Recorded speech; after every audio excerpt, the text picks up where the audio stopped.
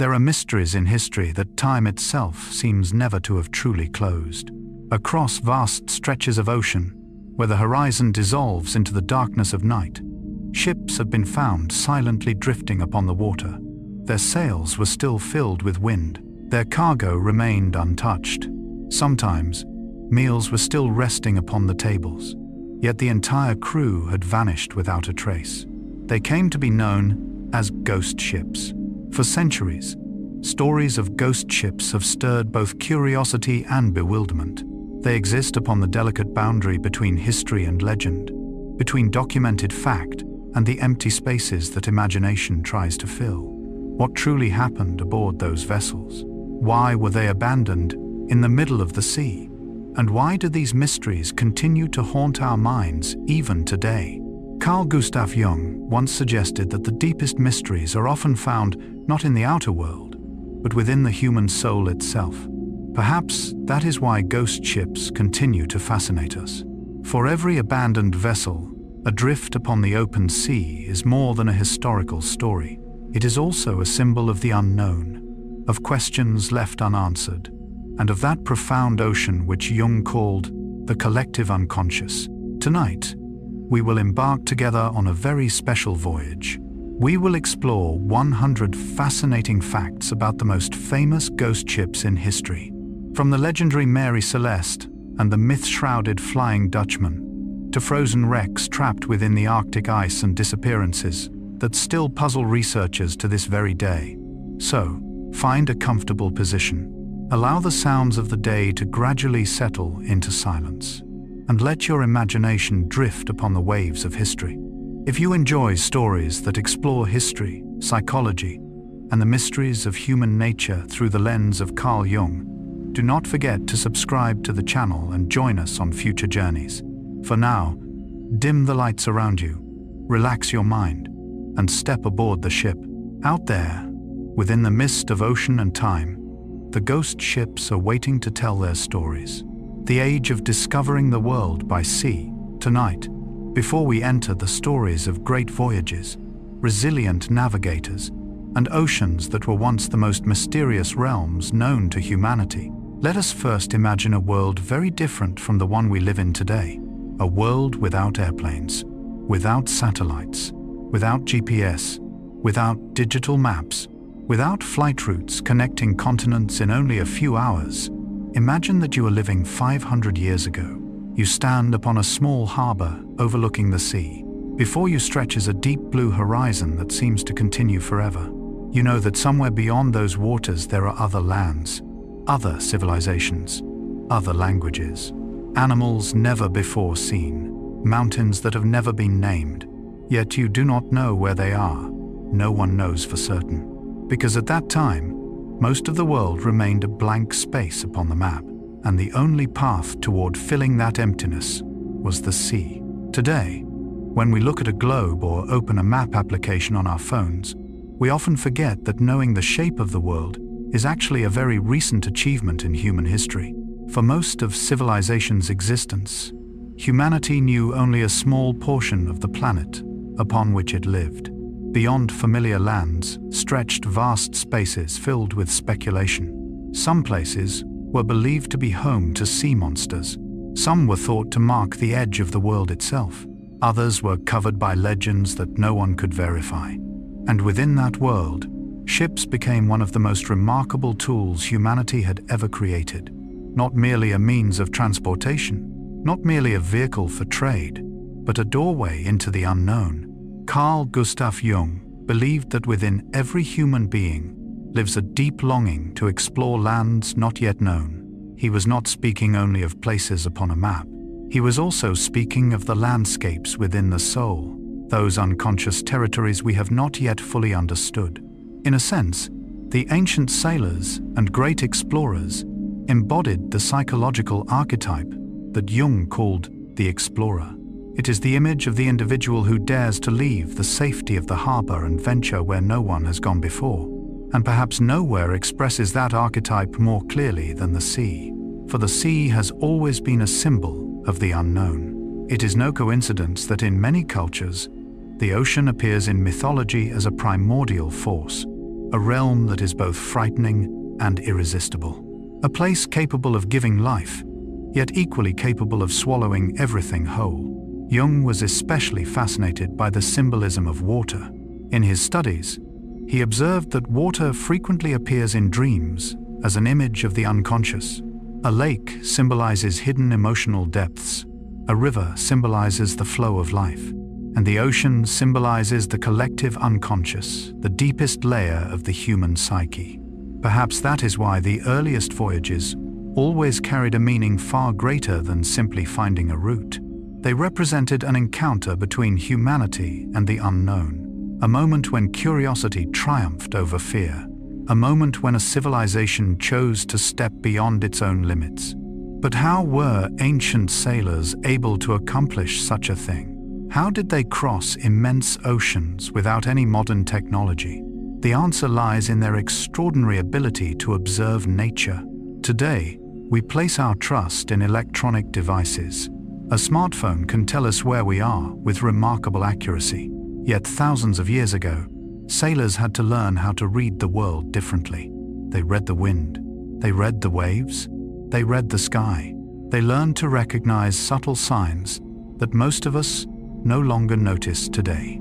An experienced sailor could sense direction from the movement of the wind, estimate the distance to land from the color of the sea, detect the presence of an island from the appearance of seabirds, and look to the stars to determine his position amid the vast ocean. It was more than a skill. It was almost an art, a profound relationship between human beings and nature.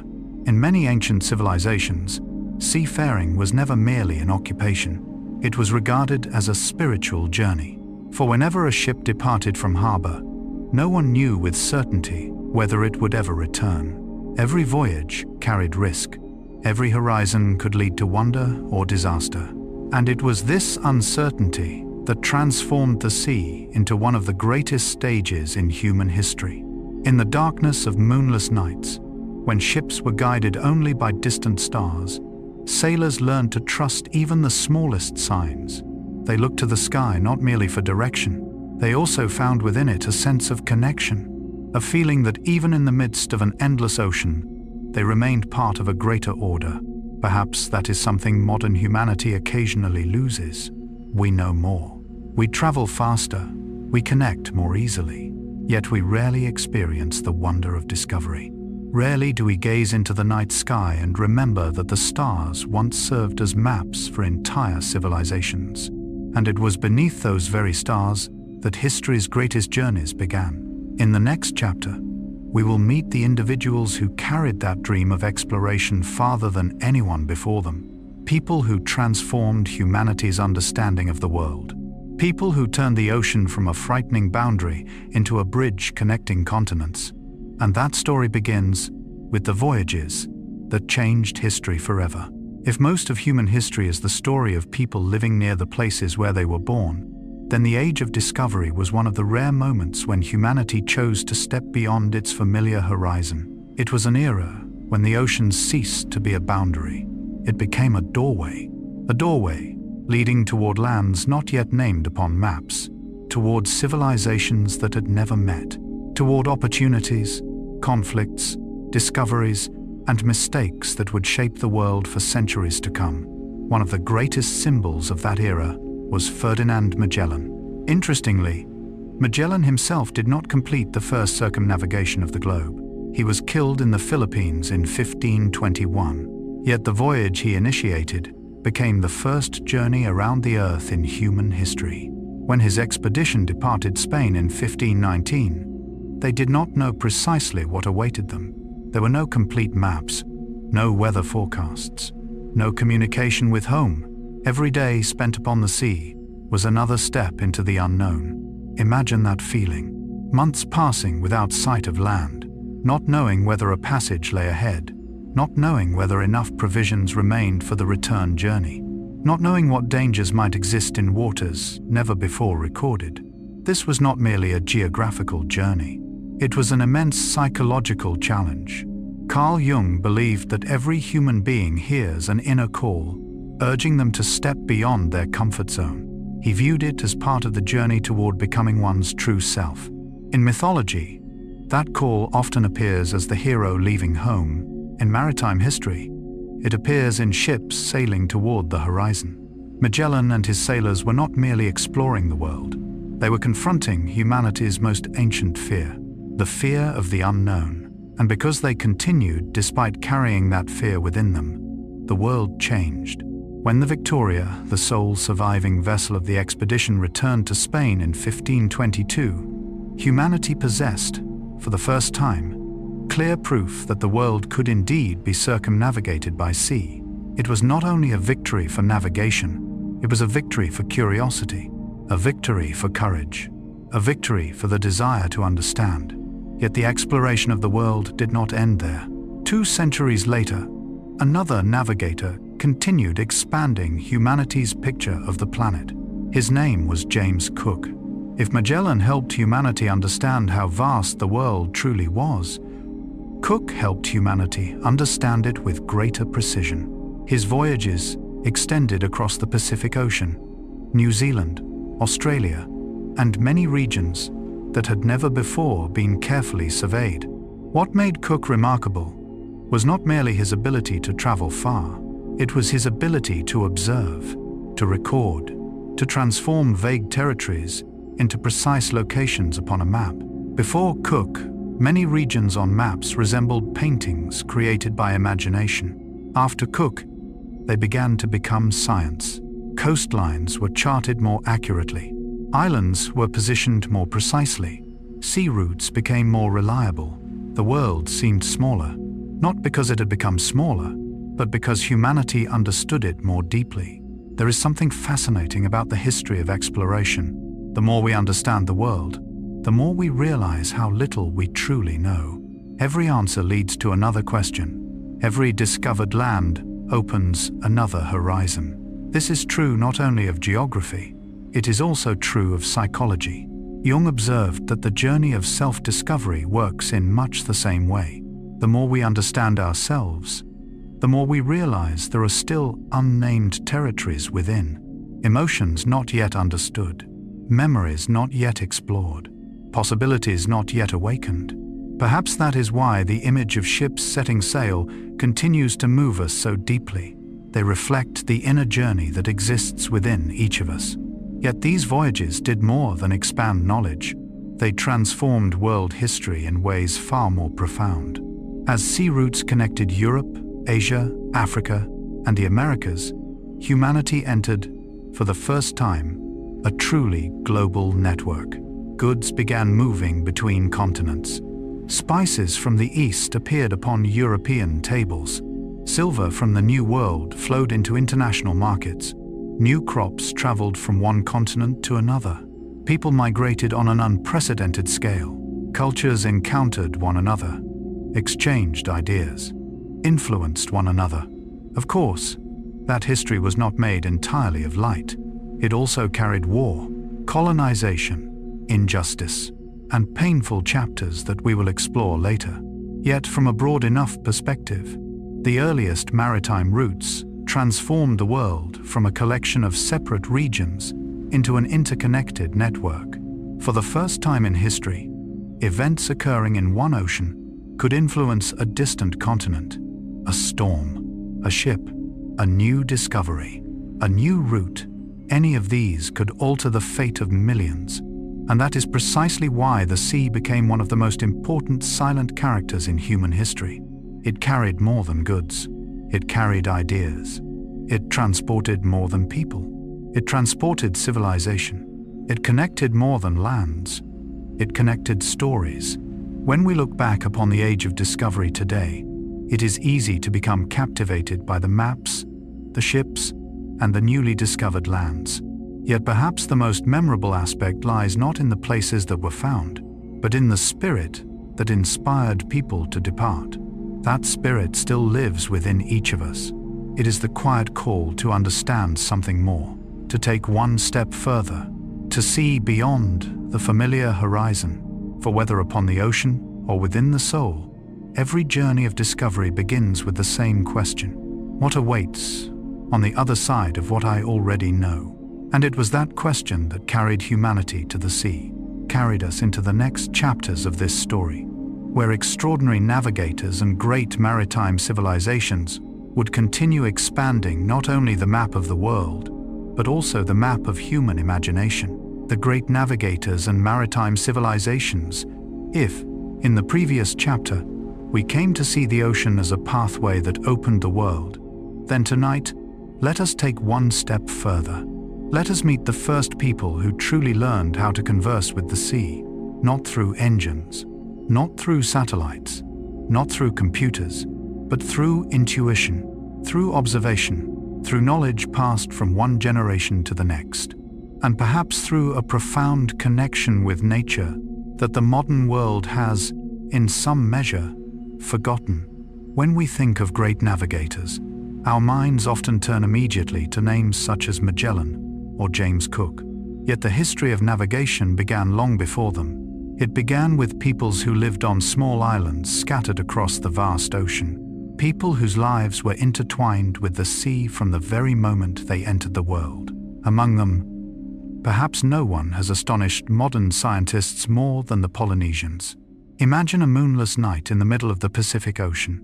All around you is water, no lighthouse, no modern map, no compass, no radio signal, and yet, the Polynesians could still determine their direction, not merely for a few hours, but for weeks at a time, not merely between neighboring islands, but across journeys stretching thousands of kilometers through one of the largest oceans on Earth.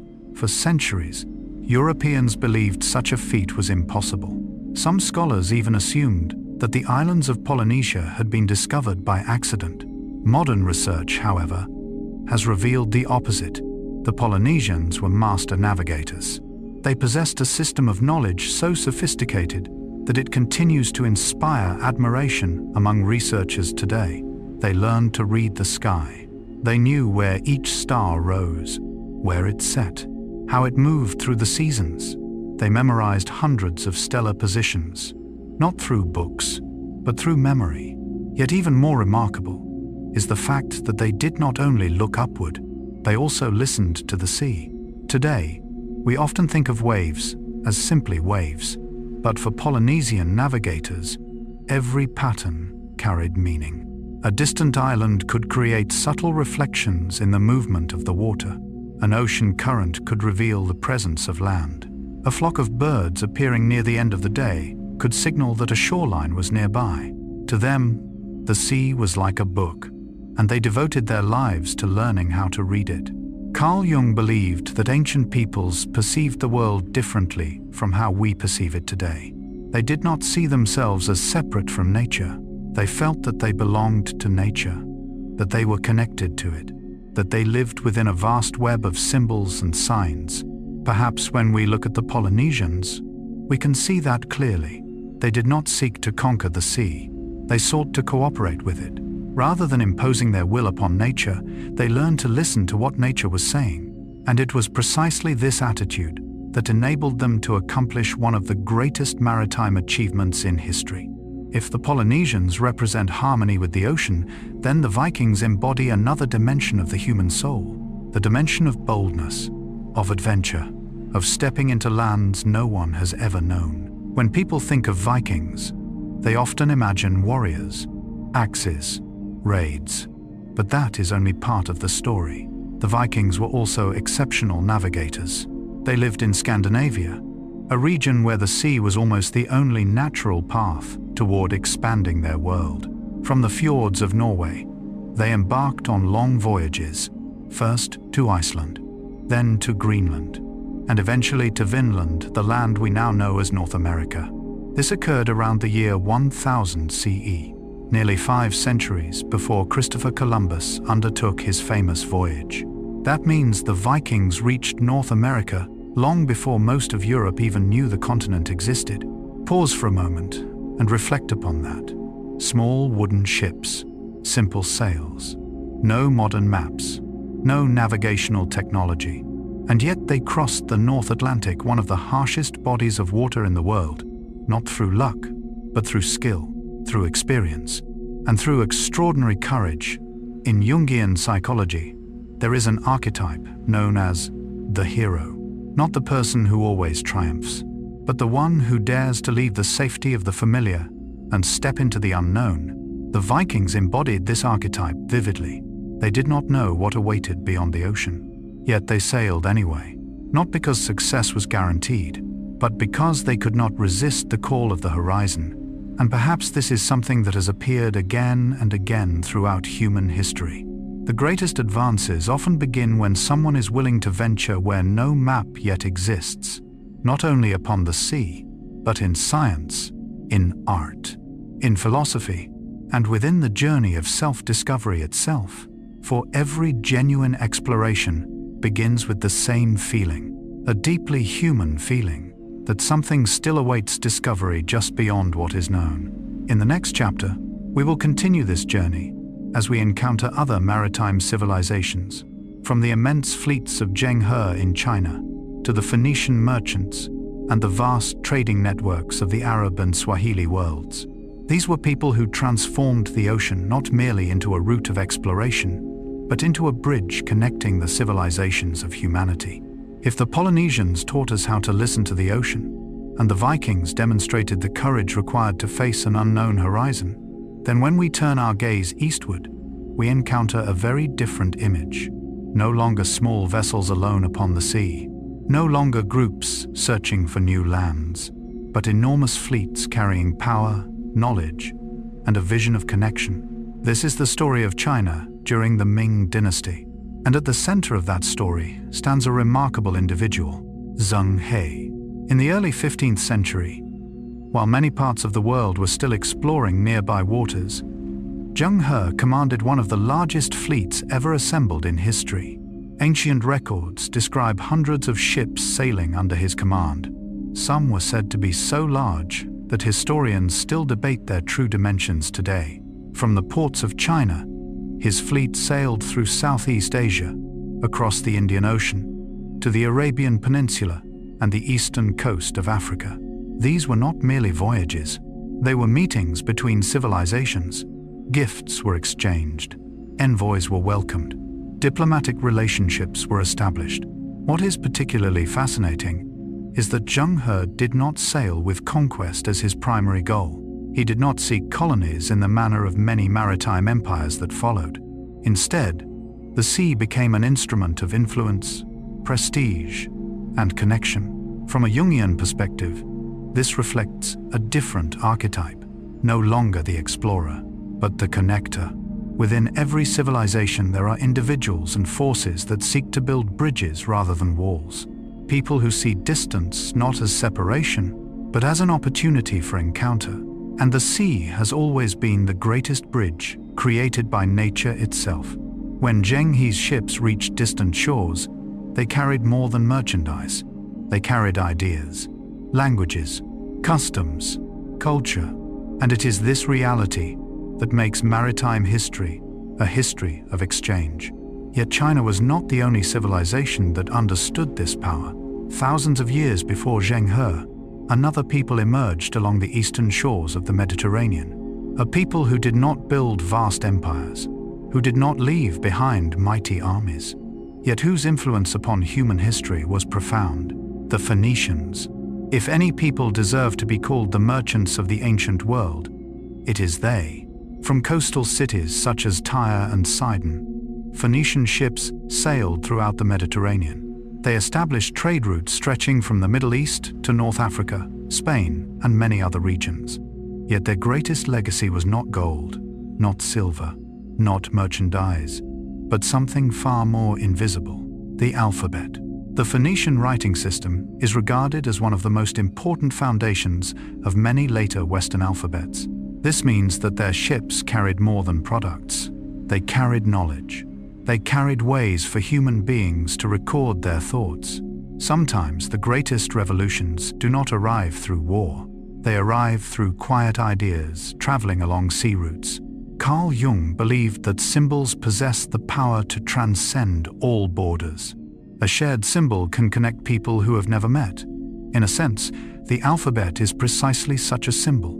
It allows thought to travel across distance, across time, and the sea became the vehicle that carried those symbols farther than anyone could have imagined. But if the Mediterranean was the heart of ancient commerce, then the Indian Ocean was the vast circulatory system connecting 3 continents. Here, Arab sailors and the Swahili communities of East Africa created one of the most remarkable trading networks in history. What made them extraordinary was that they did not fight against nature. They learned to work with it. They understood the rhythms of the monsoon winds. Each year, these winds shifted direction according to an almost predictable cycle. Arab navigators used this phenomenon as a kind of natural clock. When the winds blew eastward, they sailed outward. When the winds changed direction, they returned. It sounds simple, yet this knowledge connected East Africa, the Middle East, India, and Southeast Asia for centuries. From bustling ports flowed gold, ivory, spices, silk, and thousands of other goods. But once again, merchandise was not the only thing being transported. Religions spread, languages blended, cultures intertwined. Coastal cities became meeting places for the world. Today, when we look at a map, it is easy to forget that the sea once served as the internet of the ancient world. It was humanity's first global network, a place where information, ideas, and people moved from one region to another, perhaps more slowly, certainly more dangerously, yet no less effectively. Jung once wrote, "Everything that irritates us about others can lead us to an understanding of ourselves. Every encounter with difference can help us understand ourselves more deeply." Perhaps this was also true of maritime civilizations. When people encountered distant cultures, they were not only discovering the world, they were discovering themselves. They began questioning what had once seemed obvious. They realized there were many different ways to live, to believe, to think, and through those encounters, the world became richer. When we look back upon the Polynesians, the Vikings, the Phoenicians, the Chinese, the Arabs, or the Swahili peoples, we can see how different they were. Different languages, different beliefs, different geographies, different histories. Yet they shared one thing in common. They all refused to accept the limits of the horizon. They all looked out toward the sea and felt that something worthwhile awaited beyond it. This is an ancient quality, and a profoundly human one. Perhaps it is this very quality that carried humanity from small coastlines to the global world we know today. And it is this same quality that will guide us into the next chapter of our story. For exploring the ocean required more than courage. It required new tools, new inventions, more precise ways of finding direction. In the next chapter, we will witness the revolution that transformed navigation from an art built upon experience into a true science. A revolution shaped by the compass, astronomy, marine chronometers, and increasingly accurate maps. It was the moment when humanity began to learn how to read the ocean through the language of science. The revolution in the art of navigation. There is a fascinating paradox in human history. For thousands of years, humanity has been captivated by the ocean, yet at the very same time, it has feared it. The sea was a pathway to new lands, yet it was also the place where countless ships disappeared, a source of life, and a source of mystery, a doorway to the world, and a barrier separating civilizations. And perhaps, throughout most of history, the most frightening aspect of the sea was not the towering waves or violent storms. It was uncertainty. A ship leaves the harbor. A few days later, the land disappears beyond the horizon. From that moment on, the crew enters an entirely different world. No signposts, no roads, no landmarks, only water. Water in every direction. A deep blue expanse stretching endlessly into the distance. Today, it is almost impossible for us to imagine that feeling. We are accustomed to digital maps, to satellite signals, to the ability to know exactly where we stand on the planet. Yet for most of human history, determining one's position in the middle of the ocean was one of the most difficult problems ever faced. And solving that problem gave rise to a revolution. A revolution not as loud as war, not as dramatic as conquest, yet one that transformed the world far more profoundly. It was the revolution in the art of navigation. Before accurate navigational instruments existed, every voyage involved a considerable degree of uncertainty. Sailors relied on experience, on memory, on traditions passed down from those who had sailed before them. That does not mean they lacked knowledge. Quite the opposite. Many ancient mariners possessed an astonishing ability to observe nature. They could read the wind, recognize changes in ocean currents, observe the flight paths of seabirds, study the color of the water to estimate the distance to land. Yet all of those skills had their limits. For when clouds covered the sky, when fog settled over the sea, when a ship drifted thousands of kilometers from shore, humanity still needed something more reliable. And that was when the compass appeared. Perhaps it is difficult to find an invention smaller in size yet greater in influence than the compass. It was only a tiny needle, an object so simple that many people today take it for granted. Yet in the history of navigation, the compass was almost miraculous.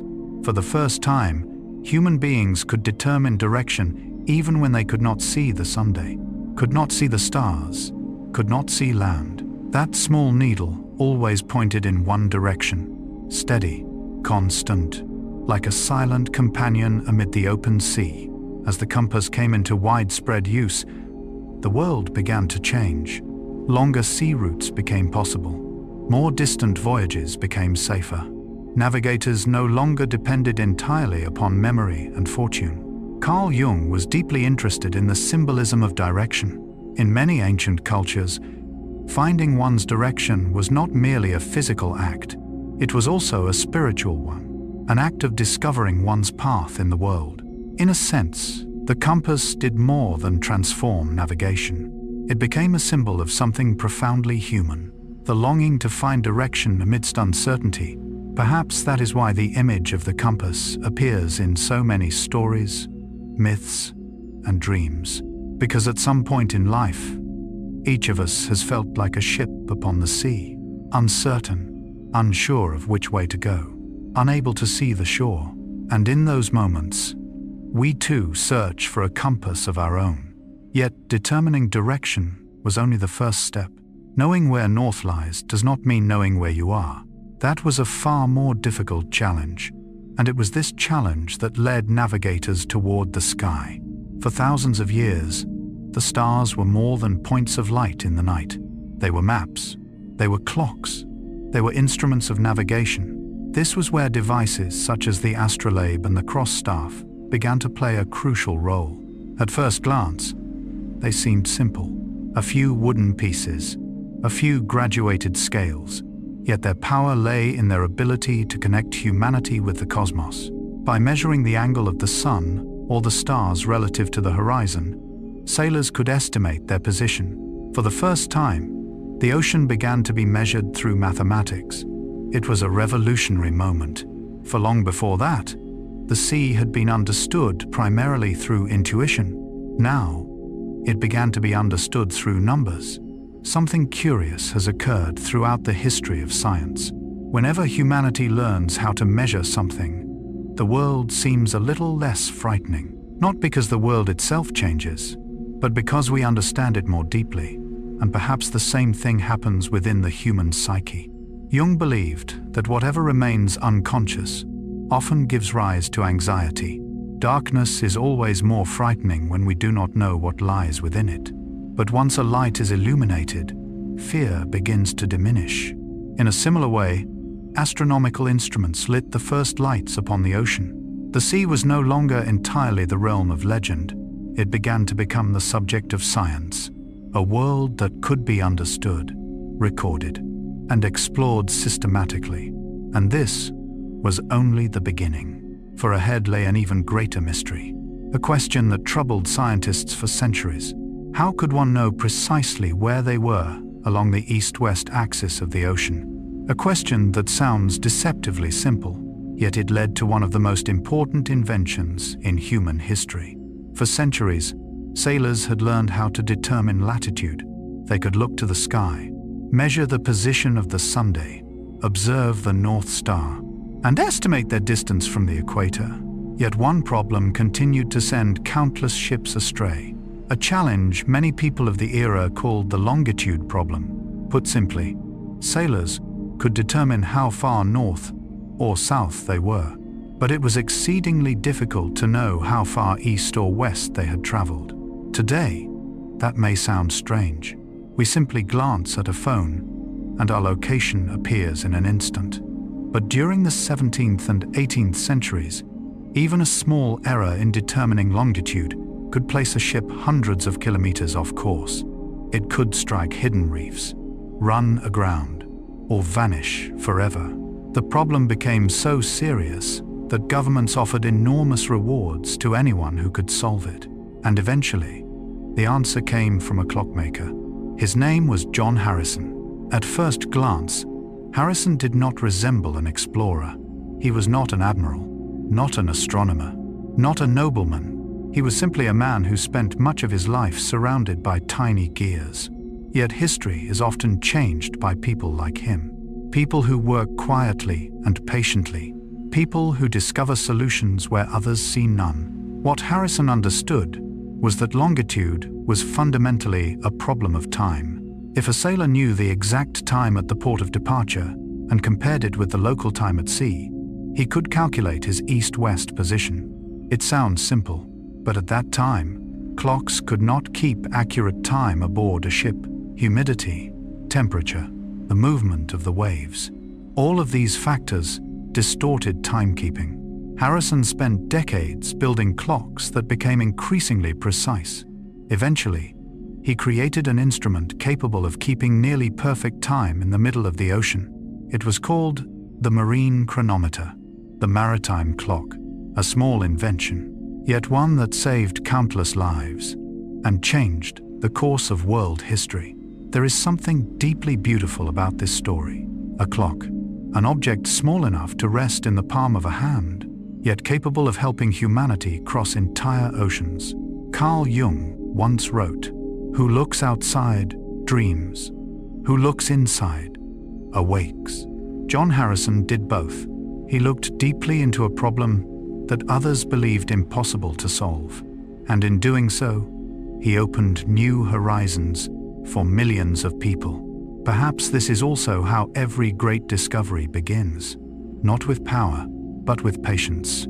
Not with noise, but with the ability to focus on small things.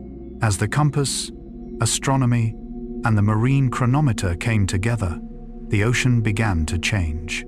Not because the ocean itself changed, but because humanity's understanding of it changed. Waters once covered by myth gradually came into sharper focus. Blank spaces on maps slowly disappeared. Voyages became more predictable, less dependent upon luck. And it was within this context that a remarkable type of map emerged. The Portolan charts, the famous nautical charts of the Mediterranean. If we look at them today, many people are astonished by their extraordinary accuracy. The coastlines, the harbors, the sailing routes, everything was depicted in far greater detail than on earlier maps. Most notably, the directional lines radiating across the charts like a web allowed sailors to navigate more easily. Portolan charts were more than maps. They were the distilled wisdom of centuries of observation. Thousands of voyages, millions of kilometers sailed. Each mariner contributed a small piece of knowledge. Each voyage added another detail. Gradually, the ocean became something that could be read. It was a profound transformation. For throughout most of history, the sea resembled a mysterious poem, beautiful, majestic, yet difficult to understand. Now it began to resemble a book that humanity could learn to read, one page at a time. Jung was especially interested in the human tendency to create order from chaos. He believed that the mind is constantly attempting to build maps of the world, not only geographical maps, but maps of meaning. We want to understand where we live, to know who we are, to know where we are going. In a sense, navigators were engaged in the same endeavor. They drew maps of the outer world, while every human being attempts to draw a map of the inner world, and neither journey is ever truly complete. For the more we discover, the more we realize how much remains unknown. Yet that is precisely what makes the journey worthwhile. By the end of the 18th century, thanks to these innovations, the oceans were no longer vast and entirely mysterious voids. Human beings could travel farther, more safely, more accurately. Trade routes expanded, scientific expeditions emerged, distant lands became subjects of study rather than mere legends. It was the moment when navigation transformed from an art of survival into a science of discovery. And then, as navigational tools grew increasingly sophisticated, a new question emerged. If we can now travel across the world, can we use these ships not merely to find routes, but to understand the very planet on which we live? Will the sea remain only a transportation corridor, or could it become a vast laboratory? In the next chapter, we will encounter ships that did not sail in search of gold, not in search of colonies, not in search of trade routes, but in search of knowledge. From Charles Darwin's HMS Beagle to HMS Challenger, these voyages transformed humanity's understanding of life, the oceans, and even our own origins. And from that moment onward, the sea began to tell stories far deeper than any map could ever record. Voyages that changed human science. There was a time in history when ships set sail primarily in search of gold and silver, to expand trade, to build empires, to discover shorter routes to distant markets. But then, something remarkable happened. Human beings began asking different questions. Questions that could not be answered by treasure, could not be answered by power, could not be answered by victory. Questions such as, where did life begin? Why are living creatures different from one another? How deep is the ocean? What exists beneath the water that we have never seen? And in search of answers, ships once again set sail. But this time, what they sought was not gold, it was knowledge. Perhaps this was one of the most beautiful moments in human history. A moment when curiosity became a force more powerful than ambition. Carl Jung observed that within every human being exists a primordial longing to understand the world, not merely to control it, but to find one's place within it. According to Jung, the search for knowledge in the outer world often mirrors the search for meaning in the inner world, and few stories illustrate this more clearly than the voyage of HMS Beagle. Imagine a winter morning in 1831. At a harbour in England, a small ship prepares to leave port. At first glance, there is nothing extraordinary about it. It is not a vast fleet, not a warship, not a symbol of power, merely a modest survey vessel. Yet aboard that ship is a young passenger, a man whom, at that moment in history, almost no one knew. His name is Charles Darwin. Darwin is only in his 20s. He boards the ship not as a captain, not as an officer, not as a famous explorer. He boards as a young naturalist filled with curiosity. And perhaps it was that curiosity that changed the world. Over the course of nearly 5 years at sea, HMS Beagle travels through South America, remote oceanic islands, and many regions that have been little studied. Darwin observes everything: birds, fossils, marine creatures, mountain ranges, forests, isolated islands. What makes him different is not what he sees, but how he sees it. Many people before Darwin had seen birds, had seen fossils, had seen different kinds of animals. But Darwin begins asking questions. Why are they different? Why do creatures living on neighboring islands possess slightly different characteristics? Why do some species seem perfectly adapted to their environments? And then in the Galapagos Islands, those questions begin to connect. Today, the Galapagos are often described as a natural laboratory of evolution, but in Darwin's time, they were simply a remote group of volcanic islands in the Pacific Ocean, a place inhabited by unusual finches, giant tortoises, and creatures that seemed both familiar and strangely different. Each island appeared to tell a slightly different version of the same story. Darwin realized that species were not fixed and unchanging as people had long believed. They changed, adapted, transformed over time. Today, that idea feels familiar, but in the 19th century, it was revolutionary. It changed the way humanity saw itself. Because if living species evolve, then human beings are part of that same story. We do not stand apart from nature, we belong to nature. This realization was profoundly significant, not only scientifically, but psychologically as well.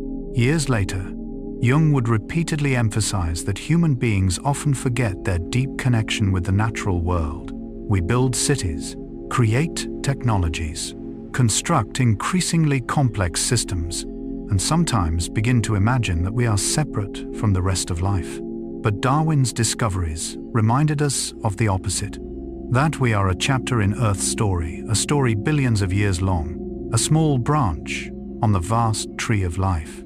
Perhaps that is why so many people feel moved when they read about Darwin, not because of the scientific data itself, but because that data tells a larger story, a story about origins, a story about transformation, a story about the endless journey of life. And what is especially fascinating is that this story was revealed not in a laboratory, but at sea, among the waves, among distant ports, among islands separated from the rest of the world. Perhaps the ocean has always possessed a special power. It carries human beings to places from which they can see the world with new eyes. Yet HMS Beagle was only the beginning. For a few decades later, another ship would set sail, not to study life upon islands, but to explore the ocean itself, a mission so ambitious that many people of the time considered it nearly impossible. This is the story of HMS Challenger, and with it, the story of the first time humanity truly began exploring the world beneath the sea. For thousands of years, human beings traveled across the ocean's surface. They saw waves, storms, schools of fish, endless horizons. But what lay beneath that blue water? No one truly knew. How deep was the sea? Could anything live in complete darkness? What did the ocean floor look like? These were questions that science could not yet answer. For most of humanity, the deep ocean was almost another world, as unfamiliar as the surface of the moon. Then, in 1872, a ship called HMS Challenger departed from Portsmouth. At first glance, it looked much like other vessels of its time, but its purpose was entirely different. It did not seek colonies. It did not hunt for treasure. It did not transport cargo. It sailed to explore something humanity knew almost nothing about: the ocean itself. Today, many historians describe the Challenger expedition as the birth of modern oceanography. For the first time, a voyage was organized with the comprehensive scientific study of the sea as its central purpose. The researchers aboard carried the most advanced instruments of their age. They measured water temperature, measured salinity, collected biological samples, surveyed the ocean floor, and measured depths at hundreds of locations around the world. Imagine what that must have felt like.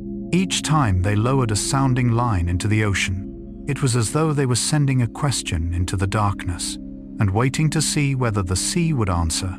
For centuries, many people believed that the deep ocean was completely devoid of life. The reasoning seemed sensible.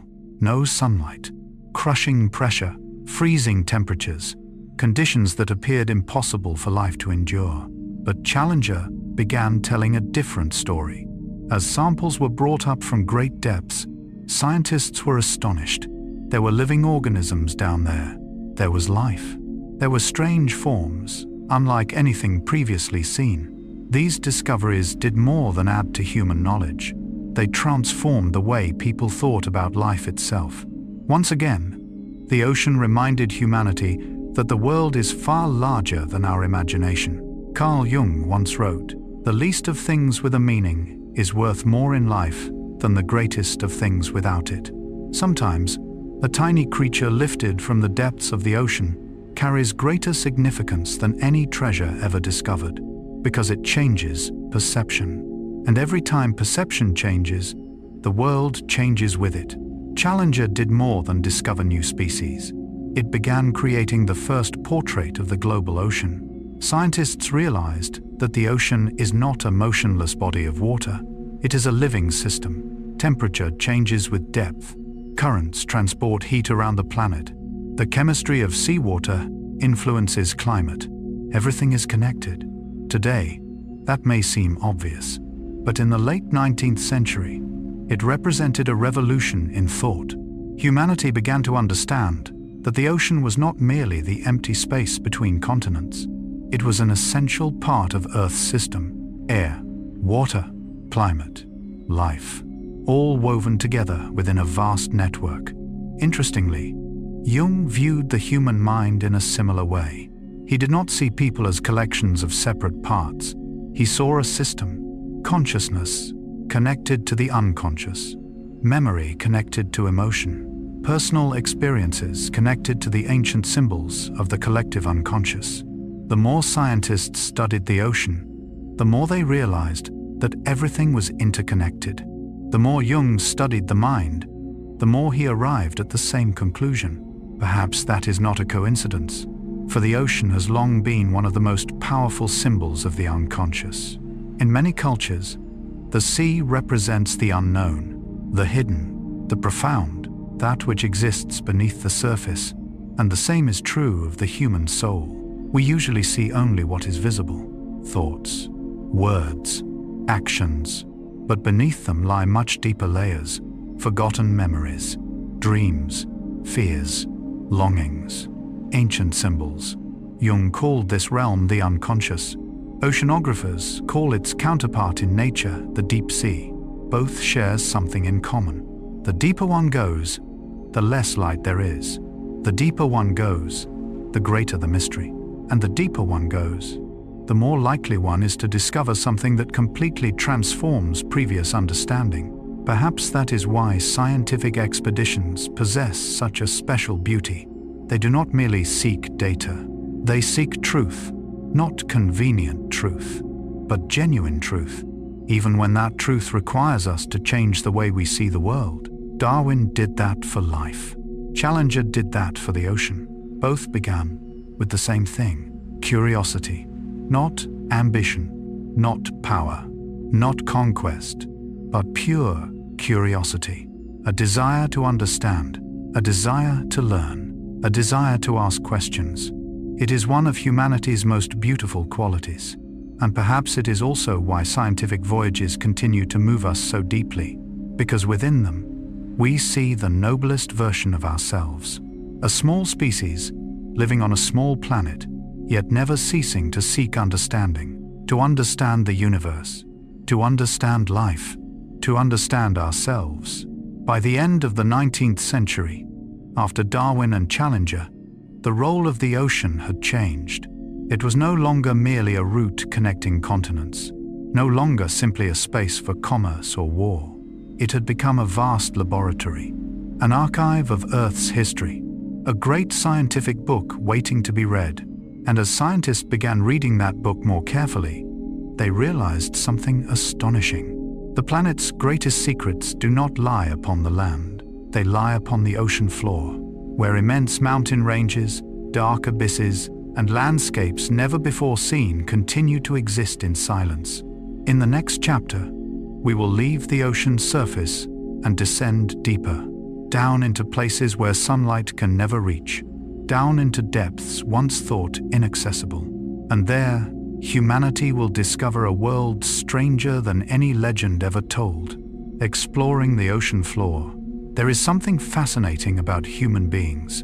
For thousands of years, we have always looked up toward the sky.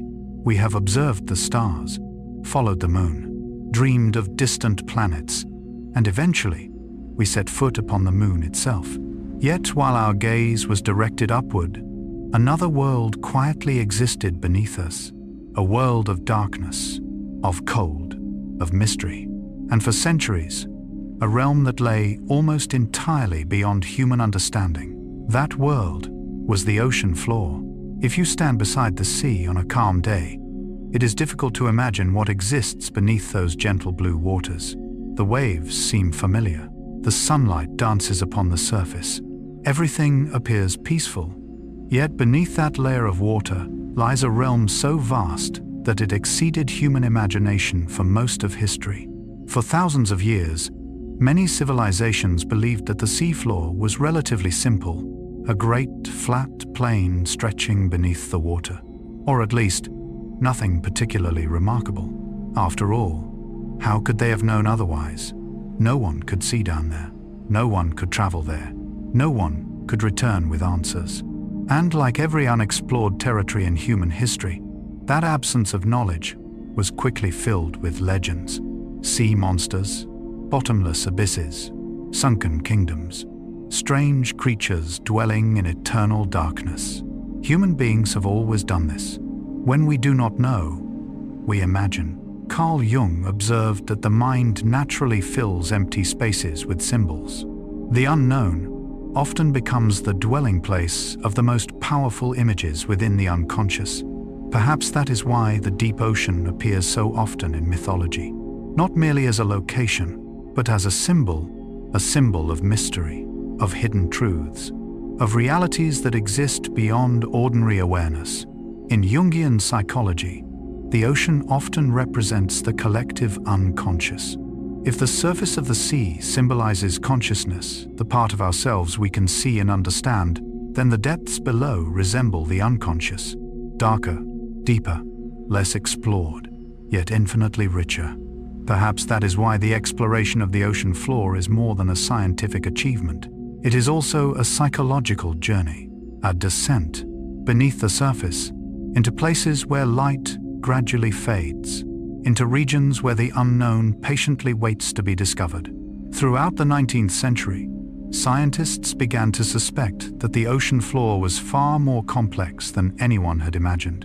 Early measurements revealed depths far greater than expected. Not a few hundred meters, not a few thousand, but in some places, more than 10,000 meters deep. These numbers astonished people because they suggested a new possibility, that beneath the sea existed a world of its own, a world with its own landscapes, its own history, its own secrets. And gradually, as technology advanced, the veil began to lift. Scientists discovered immense underwater mountain ranges, some rivaling the great mountains found on land, yet entirely submerged beneath the sea. They discovered abyssal plains, vast stretches of the ocean floor, so flat and expansive that they resembled deserts beneath the water. And then they found what astonished everyone most of all: ocean trenches, gigantic fractures in the surface of the earth, dark chasms extending for hundreds of kilometers, places where pressure reaches levels almost beyond imagination. Today, we know that the deepest point on Earth lies within the Mariana Trench. But at the time, the idea that our planet contained places so deep seemed almost unbelievable. Imagine for a moment, if Mount Everest were placed into the deepest part of the Mariana Trench, the highest mountain on Earth would still remain beneath the water. That is the scale of depth we are speaking of.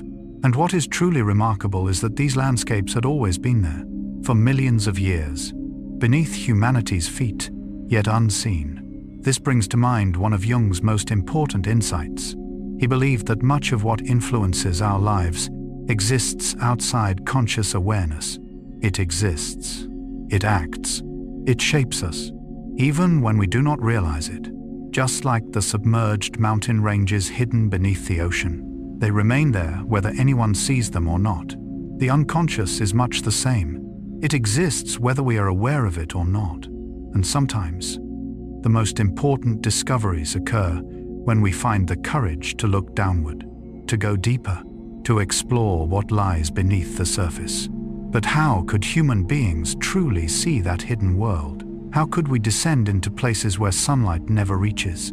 That was when extraordinary machines began to appear. Machines created for a single purpose: to carry human beings into depths that had previously existed only in imagination. And that story would lead to one of the most astonishing adventures in the history of science: a journey to the bottom of the world. For centuries, People knew that another world existed beneath the sea, but knowing is one thing. Seeing is something entirely different. There is a vast distance between imagination and direct experience. We can hear stories about underwater mountains, bottomless trenches, strange creatures living in darkness, but until we witness them ourselves, they remain only vague ideas. Then, in the early 20th century, humanity began building machines capable of looking into places no one had ever seen. One of them carried a particularly memorable name, the bathysphere. Simply translated, it means deep sea sphere. At first glance, the bathysphere seemed like something taken from a science fiction novel. A small steel sphere, thick windows, an interior so cramped that movement was nearly impossible, suspended by cables from a ship floating on the surface above. Today, after becoming familiar with modern submersibles, the bathysphere may seem primitive, but at the time, it was a doorway into an entirely new world. In 1930, naturalist William Beebe and engineer Otis Barton began a series of historic dives. As the bathysphere slowly descended, the light gradually disappeared. Pale blue became dark blue became black. Not the darkness of night, but something deeper, a darkness that had endured for millions of years, a place untouched by sunlight. Years later, Beebe described the experience with a sense of wonder, almost childlike in its purity. He saw luminous creatures, transparent bodies, shapes that had previously existed only in imagination. For the first time in history, human beings were no longer merely speculating about the deep ocean, they were truly seeing it. There is something profoundly special about that moment, not only because of the scientific discoveries, but because of its symbolic meaning. Carl Jung spent many years studying the images that appear in dreams. He noticed that descending often symbolizes a journey into the unconscious, descending into caves, descending into wells, descending beneath the earth, descending into the depths of the sea. These images appear again and again in the myths of many cultures, because they represent the exploration of what has been hidden, what remains unknown. In a sense, the bathysphere was not merely descending into the ocean, it was undertaking a symbolic journey, a journey into depths humanity had never before seen. Yet seeing was only the beginning. To understand the ocean, scientists needed more than observation. They needed to know what the seafloor actually looked like. The challenge was obvious. The ocean was too vast, too deep, too dark. No one could observe it all directly. And that was when one of the most ingenious technologies in history emerged: sonar. The idea behind sonar seems simple. If eyes cannot see through water, use sound instead. A sound signal is sent downward into the sea. When it encounters an object, or the seafloor, it reflects back. From the time it takes to return, scientists can calculate distance. In a sense, sonar allowed humanity to see with sound, an idea both strange and beautiful, because it reminds us that perception is not dependent solely upon sight. The world can be understood in many different ways. As sonar was deployed on a larger scale, a revolution unfolded. Regions that had once been blank spaces on maps of the ocean floor slowly emerged into view. Mountain ranges, canyons, vast plains, all gradually appearing from the darkness. What astonished scientists was that the ocean floor was not flat at all. Quite the opposite. It was every bit as complex as the surface of the continents. There were mountain chains stretching for thousands of kilometers, deep valleys, plateaus, landscapes of breathtaking grandeur that no human eye had ever directly witnessed. It is remarkable to think that our planet has always contained such wonders, not somewhere far away in the universe, but directly beneath us. And as maps of the seafloor became increasingly detailed, a great new goal emerged.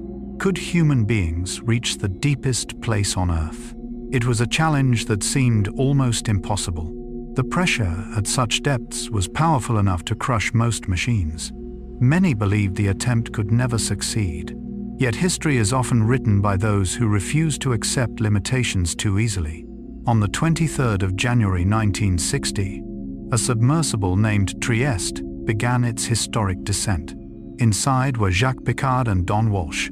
Slowly, they descended into the Mariana Trench, deeper than any human beings had gone before, into regions believed by many to be nearly devoid of life, into pressures more than 1,000 times greater than atmospheric pressure at sea level. The descent lasted for hours. Darkness surrounded them. The world outside was utterly alien. And then they reached the bottom, nearly 11 kilometers beneath the ocean's surface, the deepest point on Earth, a place so remote that, from the perspective of human experience, it seemed almost like another planet. There is something poetic about that moment. For while humanity was preparing to enter the space age, some chose to travel in the opposite direction, not toward the stars, but toward the darkness below.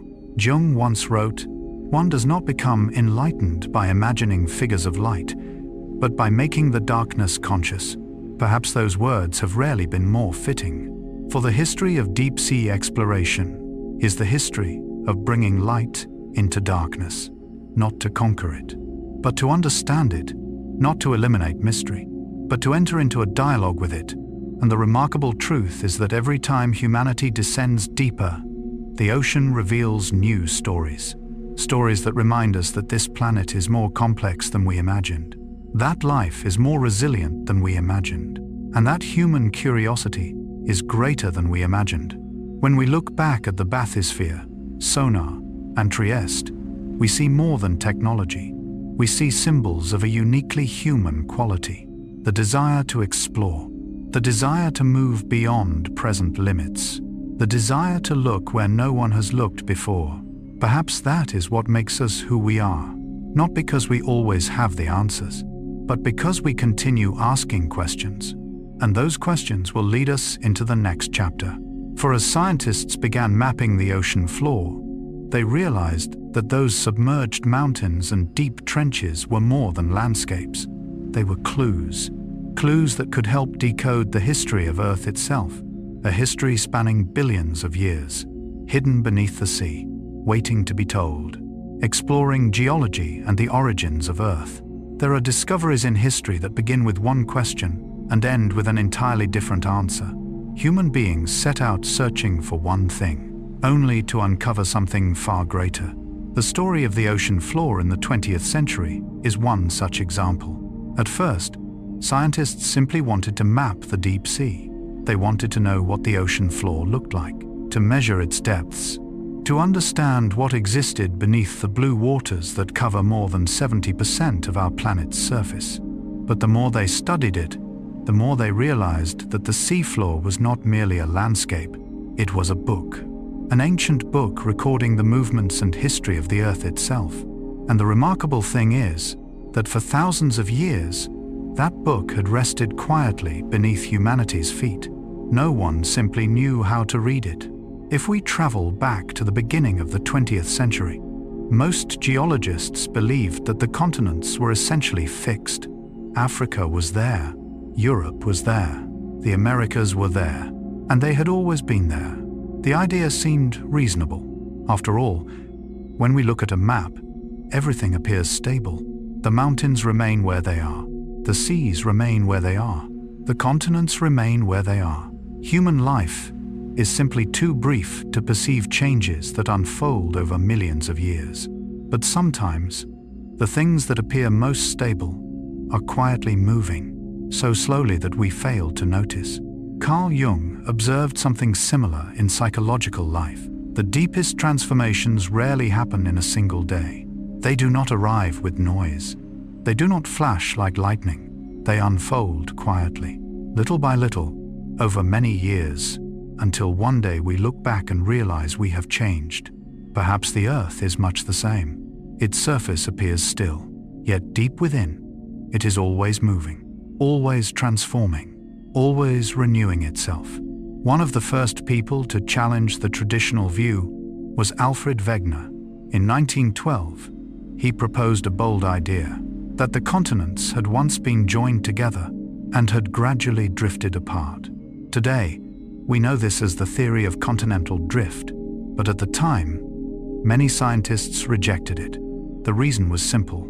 Wegener had an idea, but he did not yet have a mechanism. He could not answer the most important question. If the continents truly move, what is pushing them? That question remained unanswered for decades. And then the ocean floor began to speak. Thanks to sonar technology and deep-sea surveys conducted after the Second World War, scientists were finally able to see the larger picture of the sea floor. What they discovered astonished everyone. Running through the middle of the oceans were enormous mountain ranges. Not isolated mountains, but continuous chains, stretching for tens of thousands of kilometers. The Mid-Atlantic Ridge, the ridges of the Indian Ocean, the ridges of the Pacific, all connected together into the longest mountain system on Earth. What made the discovery even more extraordinary was that almost all of it lay hidden beneath the sea, invisible to human eyes, for millions of years. Pause for a moment and imagine that. There exists on Earth a mountain range larger than any found on land, yet humanity remained almost entirely unaware of it until the 20th century. The discovery was like finding a secret continent, yet this was only the beginning. As geologists studied these ridges more closely, they realized they were not static structures. They were places where new material was constantly being created from deep within the planet. Molten rock rose upward from below, cooled, formed new crust, and gradually pushed older rock away. It was like a vast crack through which the Earth continuously renewed itself, a living planet. Never still, never finished, always changing. There is something beautiful in that image. We often think of Earth as an object, a giant rock, drifting through space. Yet these discoveries revealed something different. The planet seemed more like a living process, not alive in the biological sense, but alive as a dynamic system, always moving, always transforming, always creating new forms. Jung once wrote, "The creation of something new is not accomplished by the intellect, but by the play instinct acting from inner necessity." When we look at the Earth, we see something similar. New mountains, new oceans, new continents, all created by invisible forces working beneath the surface. And perhaps the same is true of the human soul. The greatest changes in our lives often begin with movements we cannot yet see. New ideas, new realizations, transformations, unfolding deep within the unconscious, like magma slowly moving beneath the ground. Gradually, patiently, yet irresistibly. Still, to prove that continents truly move, scientists needed more evidence, something stronger, something undeniable. And surprisingly, the answer was found within Earth's magnetic field, a hidden record preserved in the ocean floor for millions of years. A record that would completely transform humanity's understanding of our planet. Some of nature's secrets are not written in words, not preserved in books, not carved into stone. Instead, they are recorded through traces so subtle they are almost invisible. They remain there for millions of years, patiently waiting until human beings learn how to read them. And one of the most extraordinary stories in modern science is the moment geologists learned to read the magnetic memory preserved beneath the oceans. At first, the idea sounds strange. How can a rock preserve memory? How can cooled lava tell the story of a planet? But nature is often more subtle than we imagine. When molten rock rises from deep within the Earth at the mid-ocean ridges, it contains countless tiny mineral crystals. As the rock cools, iron-bearing minerals align themselves with Earth's magnetic field at that exact moment, like billions of tiny compasses frozen in time. And this became one of the most elegant pieces of evidence in science. When researchers surveyed the ocean floor in the middle of the 20th century, they discovered something peculiar. On either side of the mid-ocean ridges appeared symmetrical magnetic stripes, as though someone had painted enormous bands across the seafloor. One side mirrored the other, perfect reflections. At first, no one understood what it meant, but gradually the answer emerged. Earth has not always possessed the same magnetic orientation. Throughout millions of years, the planet's magnetic field has repeatedly reversed. North became south, south became north, then reversed again. Each time this occurred, newly formed rock at the ocean ridges recorded the new magnetic pattern, like a giant recording device quietly preserving history. And when scientists recognized those symmetrical stripes, they understood something extraordinary. The ocean floor was continually expanding. New crust was being created in the middle, then slowly pushed outward in both directions. Little by little, year after year, million year after million year. It was the moment when all the pieces finally fit together. Wegener had been right. The continents truly move, not because they drift on their own, but because Earth's outer shell is divided into enormous plates. These plates slowly move across the hotter material beneath them. This became known as plate tectonics, one of the most important ideas in all of Earth science. Today, we regard it as common knowledge, but at the time, it was revolutionary. It completely transformed humanity's understanding of the planet. Before, Earth had been seen as a static stage. Afterward, it was understood as a dynamic system, a world constantly in motion, constantly changing, constantly renewing itself. The continents are not motionless masses of rock. They are the slowest travelers in history. Africa is moving. South America is moving. Australia is moving. All of them are shifting even now, only so slowly that we cannot feel it. From the perspective of a human lifetime, Earth appears still.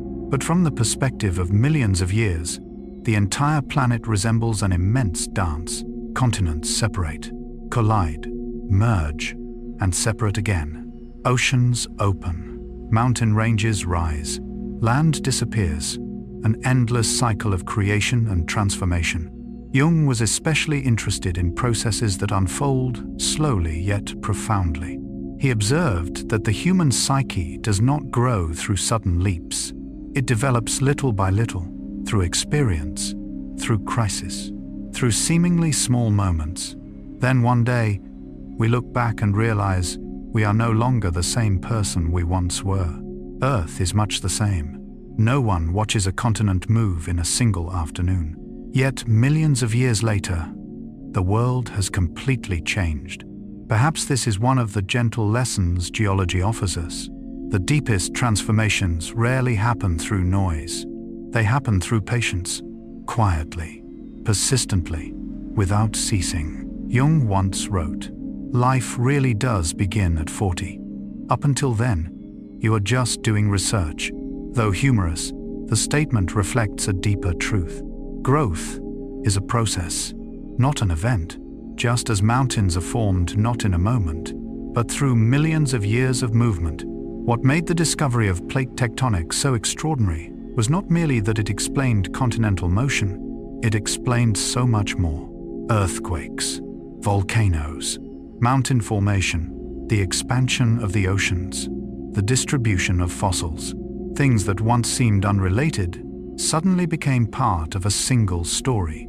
And that is what science is always seeking. Not merely facts, but the meaning that connects facts together. In a sense, Jung sought something similar in psychology. He searched for the hidden patterns behind dreams, the recurring symbols within myths, the archetypes that appeared across cultures. He believed that beneath the apparent chaos of the mind lay a deeper structure. Geologists discovered something similar beneath the oceans. Behind the apparent chaos of volcanoes, earthquakes, and continents lay a coherent system of movement, a hidden order, an invisible pattern, and perhaps that is one of the most beautiful gifts science offers. Not the removal of mystery, but its transformation into a deeper form of wonder. Long ago, people marveled at mountains. Today, we marvel even more when we learn that some of those mountains once rested beneath the sea. Long ago, people marveled at the shapes of the continents.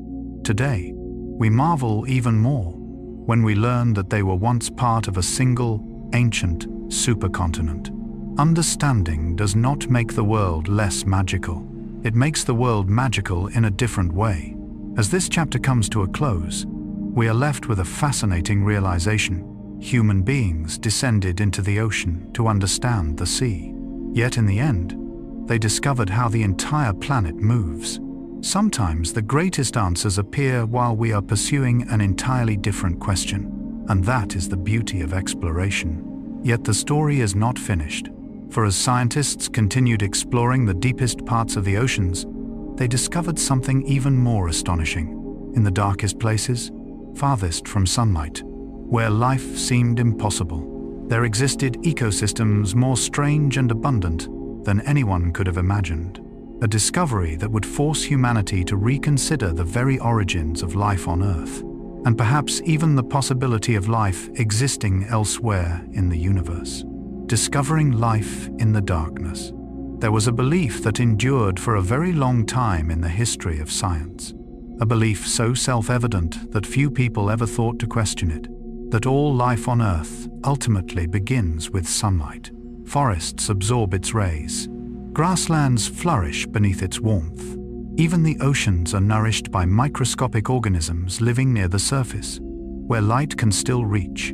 The entire web of life seemed to begin there, with light, with the energy of the Sunday. And if that were true, then the deepest regions of the ocean should be nearly lifeless. A world of cold, a world of darkness, without a source of energy, without abundant life, only mud, stone, and silence stretching across millions of years. For much of the 20th century, many scientists believed exactly that. And it sounded entirely reasonable. The deeper one descends, the more light disappears. At a few hundred meters, colors begin to fade. At 1,000 meters, darkness becomes almost complete and entrenches thousands of meters beneath the sea. The sun no longer exists as a living experience. It survives only as a distant memory far above. What could such a world possibly sustain? The answer seemed to be not much. Yet the history of science has repeatedly shown that nature is often more imaginative than humanity itself. Then, in 1977, one of the most astonishing discoveries in the history of biology took place. During an expedition near the Galapagos Islands, scientists aboard the submersible Alvin were investigating the depths of the Pacific Ocean. At first, they were not searching for a scientific revolution. They were studying geology. But as they looked through the small observation windows of the vessel, they began to notice something unusual. Columns of hot water, massive clouds of dark smoke, and around them, life. Not a handful of isolated creatures, but an entire ecosystem. An ecosystem so rich that the scientists could hardly believe their eyes. Giant tube worms stretching more than 2 meters long, dense colonies of clams, strange white crabs, creatures that had never before appeared in any scientific description, all of them living around structures we now call hydrothermal vents. Some of these vents became known by a particularly vivid name, black smokers, the black chimneys of the deep ocean. From a distance, they resembled towers releasing dark smoke into the water. But what emerges is not smoke. It is superheated water filled with minerals dissolved from deep within the earth. Temperatures can exceed 350 degrees Celsius, an environment that seems utterly hostile to life. And yet life flourishes around it, not despite those extreme conditions, but because of them. At that moment, one of biology's most fundamental assumptions was challenged. These organisms were not dependent on sunlight. They did not require photosynthesis. Instead, they relied on an entirely different process, chemosynthesis. Specialized bacteria draw energy from chemical reactions involving minerals and heated water. From them arises the foundation of an entire ecosystem, a living world powered by the earth beneath rather than the sky above, an idea once considered almost impossible. Carl Jung once wrote, "Every form of addiction is bad, no matter whether the narcotic be alcohol, morphine, or idealism." Although he was speaking about psychological dependence, The quotation suggests something interesting. Human beings often become attached to familiar patterns. Even in science, we easily assume that what we know today represents the whole truth, until nature quietly proves otherwise. The discovery of hydrothermal vents was one of those moments. It reminded humanity that life is far more adaptable than we ever imagined. That life does not merely survive in comfortable places. It can thrive in the most extreme environments. The hottest places, the darkest places, the places furthest from sunlight. There is something profoundly beautiful about that realization, because it reflects a psychological truth that Jung spent his life exploring.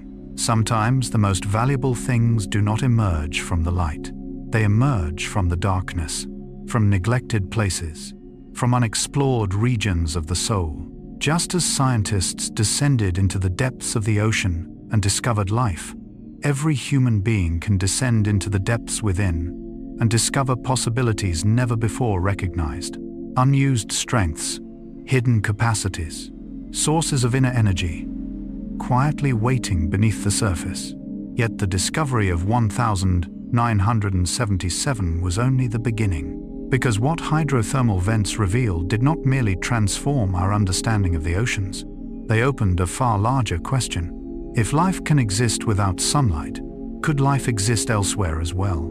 And that question would carry science toward entirely new horizons of imagination and discovery. When the first images of hydrothermal vents reached the surface, many scientists felt as though they were looking at another planet, not because of distance, but because of unfamiliarity. Towering black plumes rising from the seafloor, pale creatures unlike anything ever seen before, giant red tube worms without eyes, crabs and shrimp clustered around toxic streams of superheated water. Everything existed in complete darkness. No sunrise, no sunset, no sunlight. And yet, life flourished, not merely surviving, but thriving.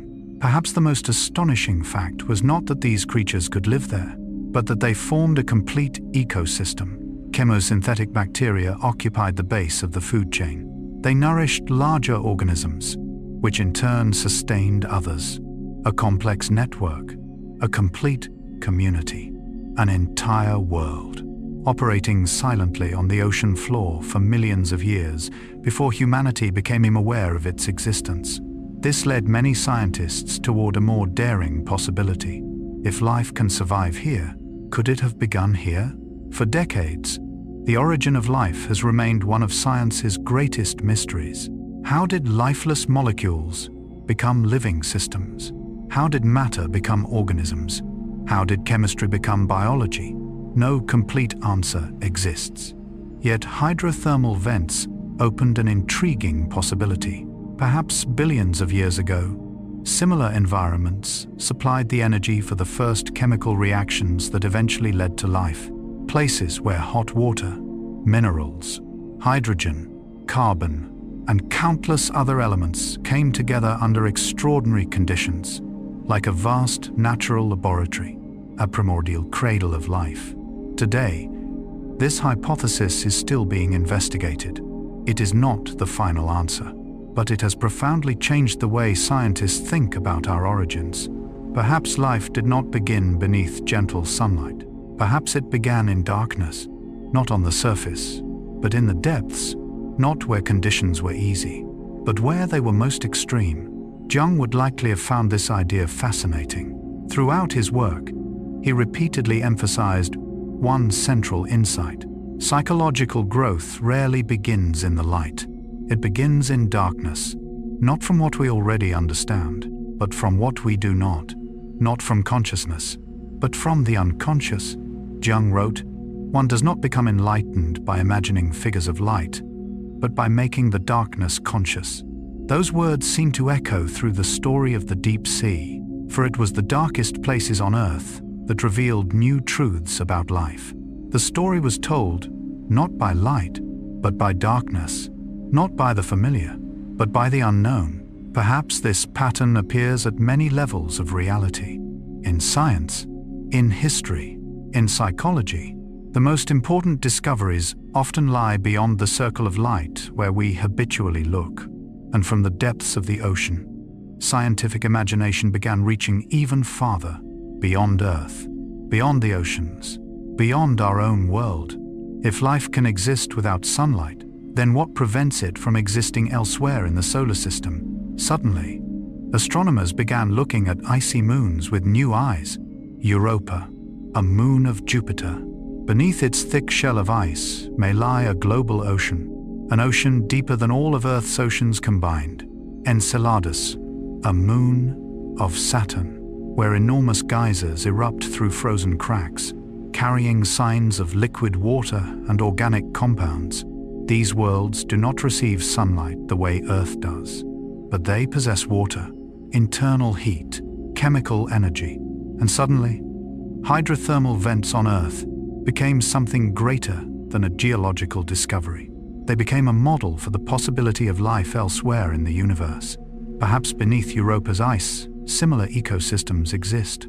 Perhaps within the darkness of Enceladus, chemical reactions are quietly unfolding. Perhaps life is not as rare as we once believed.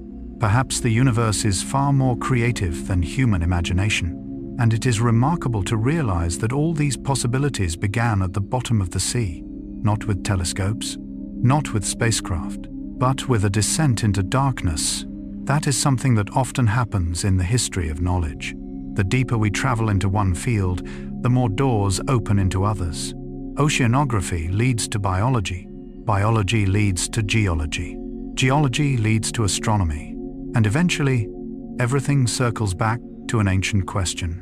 Who are we? Where did we come from? And are we truly alone in this universe? Jung believed that every human being carries a deep longing to connect with something greater than themselves.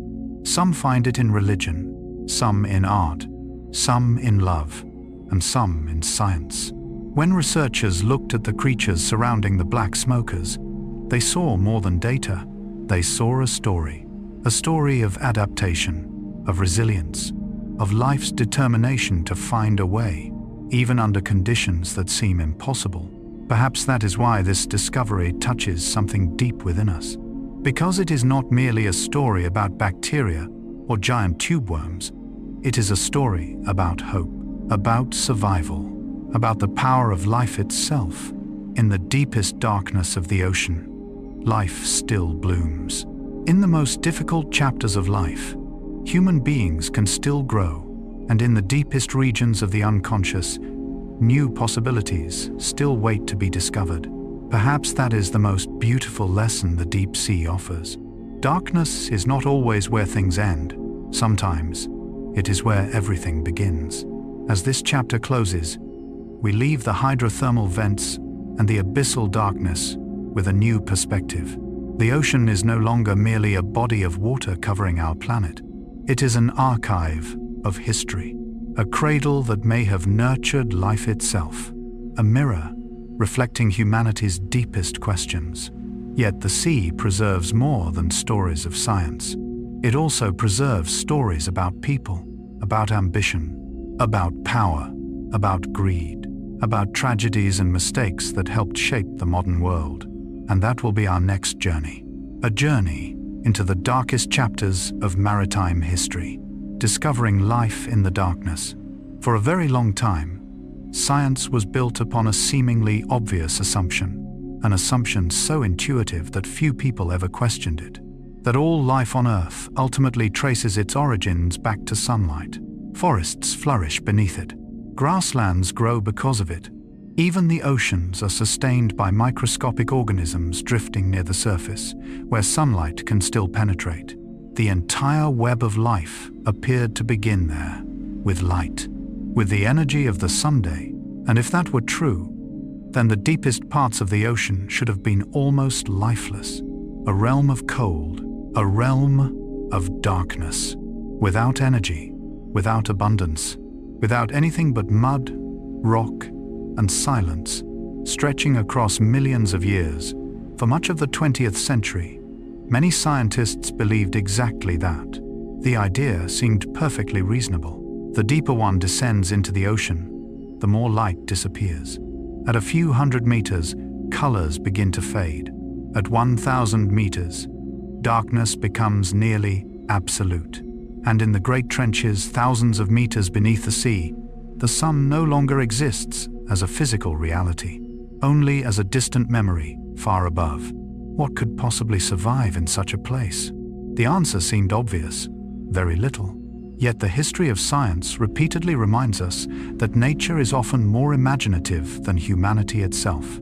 Then, in 1977, one of the most astonishing discoveries in the history of biology took place. During an expedition near the Galapagos Islands, scientists aboard the submersible Alvin descended into the depths of the Pacific Ocean. They were not searching for a scientific revolution. They were studying geology. But through the small observation windows of the vessel, they began to see something unexpected: columns of superheated water, towering clouds of black mineral-rich plumes, and surrounding them, life, the sea, and the darker side of history. Up to this point in our journey, we have traveled through stories that inspire, stories of courageous navigators crossing beyond the horizon, scientists descending into the abyss, ships carrying knowledge to distant shores. The ocean has appeared as a realm of discovery, of curiosity, of progress. But like every story about humanity, that has never been the whole truth. For the sea has witnessed not only the finest achievements of our species, it has also witnessed some of our darkest moments: limitless ambition, conquest, voyages built upon the suffering of others, chapters of history that cannot be fully understood if we look only at the light and ignore the shadows. Carl Gustav Jung spent much of his life studying a concept he called the shadow. According to Jung, every individual carries within them a part they do not wish to see: hidden desires, unacknowledged fears, selfish impulses, destructive capacities, aspects of ourselves that do not fit the image we prefer to believe. And this is true not only for individuals, it is true for civilizations as well. Every society has achievements it proudly celebrates, but also chapters it would rather forget. If the great voyages of exploration represent the light of maritime history, then what follows belongs to its shadow. And as in Jungian psychology, understanding the shadow is not about condemnation, it is about awareness. Because only when we see the entire picture can we truly understand what it means to be human. One of the most famous images in maritime history is that of the pirate. In popular culture, pirates often appear as colorful figures: skulls and crossbones, black sails, buried treasure, romantic adventures. But reality was far more complicated. Pirates appeared across nearly every major sea of the world: the Mediterranean, the Indian Ocean, the Caribbean, the South China Sea. Wherever trade flourished, piracy followed, because wherever wealth exists, someone will seek to seize it. Wherever goods move, someone will attempt to take them by force. Interestingly, piracy was not merely a security problem. In many ways, it accelerated the development of modern naval power. Nations realized that if they wished to protect commerce, they needed stronger fleets, better patrol systems, clearer laws. In a strange paradox, disorder helped create order. The same pattern appears throughout history and throughout psychology.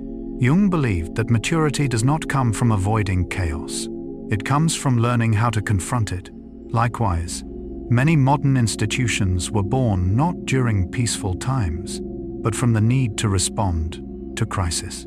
Yet piracy was only the surface of a much larger story, because sometimes the line between criminality and power is not as clear as we imagine. During the age of European maritime expansion, a unique phenomenon emerged: privateers, privately owned vessels authorized by governments to attack the ships of rival nations. Technically, they were not pirates. They operated legally. They carried official licenses. They acted with state approval. Yet for those whose ships were attacked, the distinction often seemed meaningless. A cargo stolen was still a cargo stolen, regardless of whose flag flew above the mast. And here history becomes uncomfortable, because it forces us to ask questions without easy answers. What separates a hero from a plunderer? What separates war from crime? What separates law from power? Jung warned that one of the greatest dangers is believing that the shadow exists only in others. Once we do that, we become capable of justifying almost anything ourselves. He wrote, "Knowing your own darkness is the best method for dealing with the darknesses of other people." Perhaps maritime history teaches the same lesson, that good and evil are rarely as distinct as fairy tales suggest. Reality is often more complicated, more ambiguous, and sometimes more unsettling. Yet the darkest chapter of maritime history still lay ahead. A chapter so tragic that many historians consider it one of the greatest catastrophes in human history. The transatlantic slave trade, a system that transported not spices, not gold, not silver, but human beings, millions of human beings.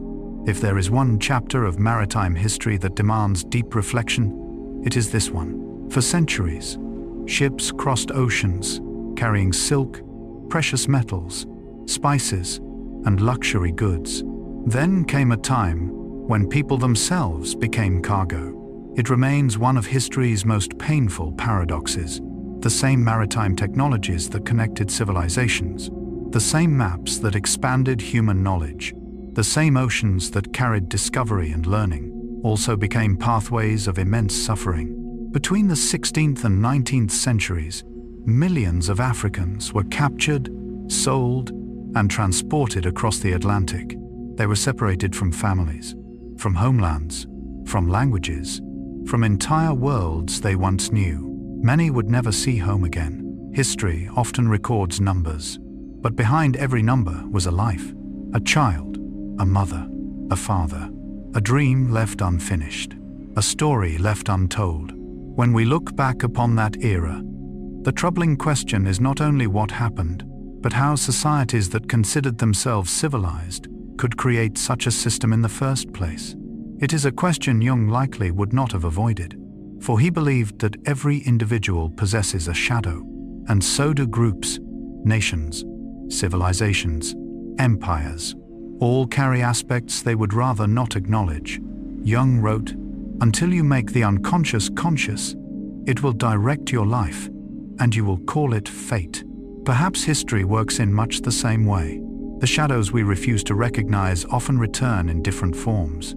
That is why remembering history is not about cultivating guilt, it is about cultivating understanding. What is acknowledged can be transformed. What is denied tends to persist. But the sea witnessed more than the slave trade.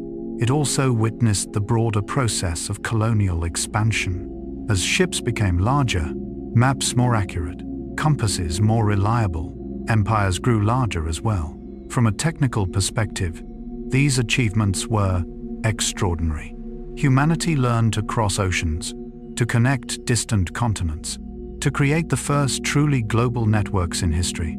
Yet from another perspective, the story is not so simple. Many lands that were said to be discovered had already been inhabited for thousands of years. Many cultures described as newly found possessed histories far older than the explorers who arrived. Sometimes discovery for one people meant loss for another. This remains one of history's great paradoxes. The same event can carry entirely different meanings depending on where one stands. The arrival of a ship may mark the beginning of trade, or the beginning of conflict. A flag may symbolize pride for one nation, and domination in the memory of another. Jung continually reminded us that psychological maturity requires an ability to tolerate complexity. Not every story contains a perfect hero and a perfect villain. Not every event is wholly good or wholly bad. Reality is usually woven from many motives at once: ambition, hope, courage, fear, the desire to explore, the desire to dominate. All coexist within human beings, and therefore, all coexist within history. When we examine the maritime age, we see this clearly. The same ships that carried scientists around the world could also carry soldiers into battle. The same trade routes that exchanged knowledge could transport suffering. The same technologies that helped humanity understand the planet could be used to control other people. This does not diminish the value of progress, but it reminds us that technology itself has no morality. Human beings decide how it will be used.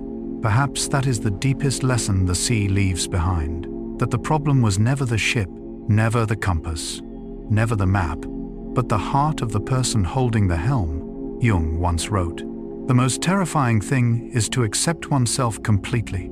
At the collective level, the same is true." Mature societies are not those that tell only stories of triumph. They are those courageous enough to confront their mistakes as well, not to condemn themselves, but to understand, not to remain trapped in the past, but to build a wiser future. From a distance, the ocean appears calm. The waves continue their endless rhythm.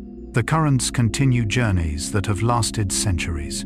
The sea does not judge. The sea does not condemn. The sea remembers.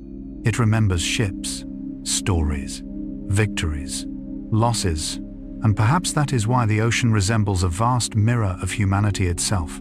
Within it, we can see both the noblest and the most regrettable parts of who we are. Yet if maritime history contains dark chapters, it also contains stories of extraordinary resilience, stories of people confronting the harshest forces of nature, expeditions struggling simply to survive, lessons paid for with human lives, disasters that forced humanity to rethink what it believed. And that will be our next journey. Because sometimes the greatest teachers in history are not successes, but failures. From ships trapped in ice to catastrophes that shook the world, the sea continues to teach a humbling lesson, that nature is always greater than we imagine, and that life demands respect, courage, and a willingness to keep learning. Disasters and the lessons of survival. When we think of maritime history, we often remember the great voyages of discovery, new maps drawn, oceans crossed, new horizons found. But the history of the sea was not written only through success. It was also written through failure, through ships that never returned, through expeditions lost in the ice, through mistakes paid for with human lives. And perhaps it is from these tragedies that humanity learned its most valuable lessons. Carl Gustav Jung once wrote, "There is no coming to consciousness without pain." It is not merely a psychological truth, it is a historical one as well. Many of humanity's greatest advances were born from costly lessons, from mistakes, from failures, from encounters with harsh reality. And when it comes to maritime history, one of the deadliest killers was not storms, not pirates, not war, but a disease. A disease so simple that today we scarcely think about it. Scurvy, a deficiency of vitamin C. Today, an orange, a lemon, or a glass of fruit juice is enough to prevent it. But for centuries, sailors knew nothing of that. Long voyages often lasted for months without fresh food. At first, everything seemed normal. Then the body began to weaken. Gums bled. Wounds refused to heal. Muscles ached. Strength faded. Eventually came death. Remarkably, scurvy killed more sailors than naval battles, more than storms, more than piracy. Not because it was overwhelmingly powerful, but because it was not understood. There is something profound in that story. Sometimes the things that defeat us are not the great dangers we fear, but the small things we overlook.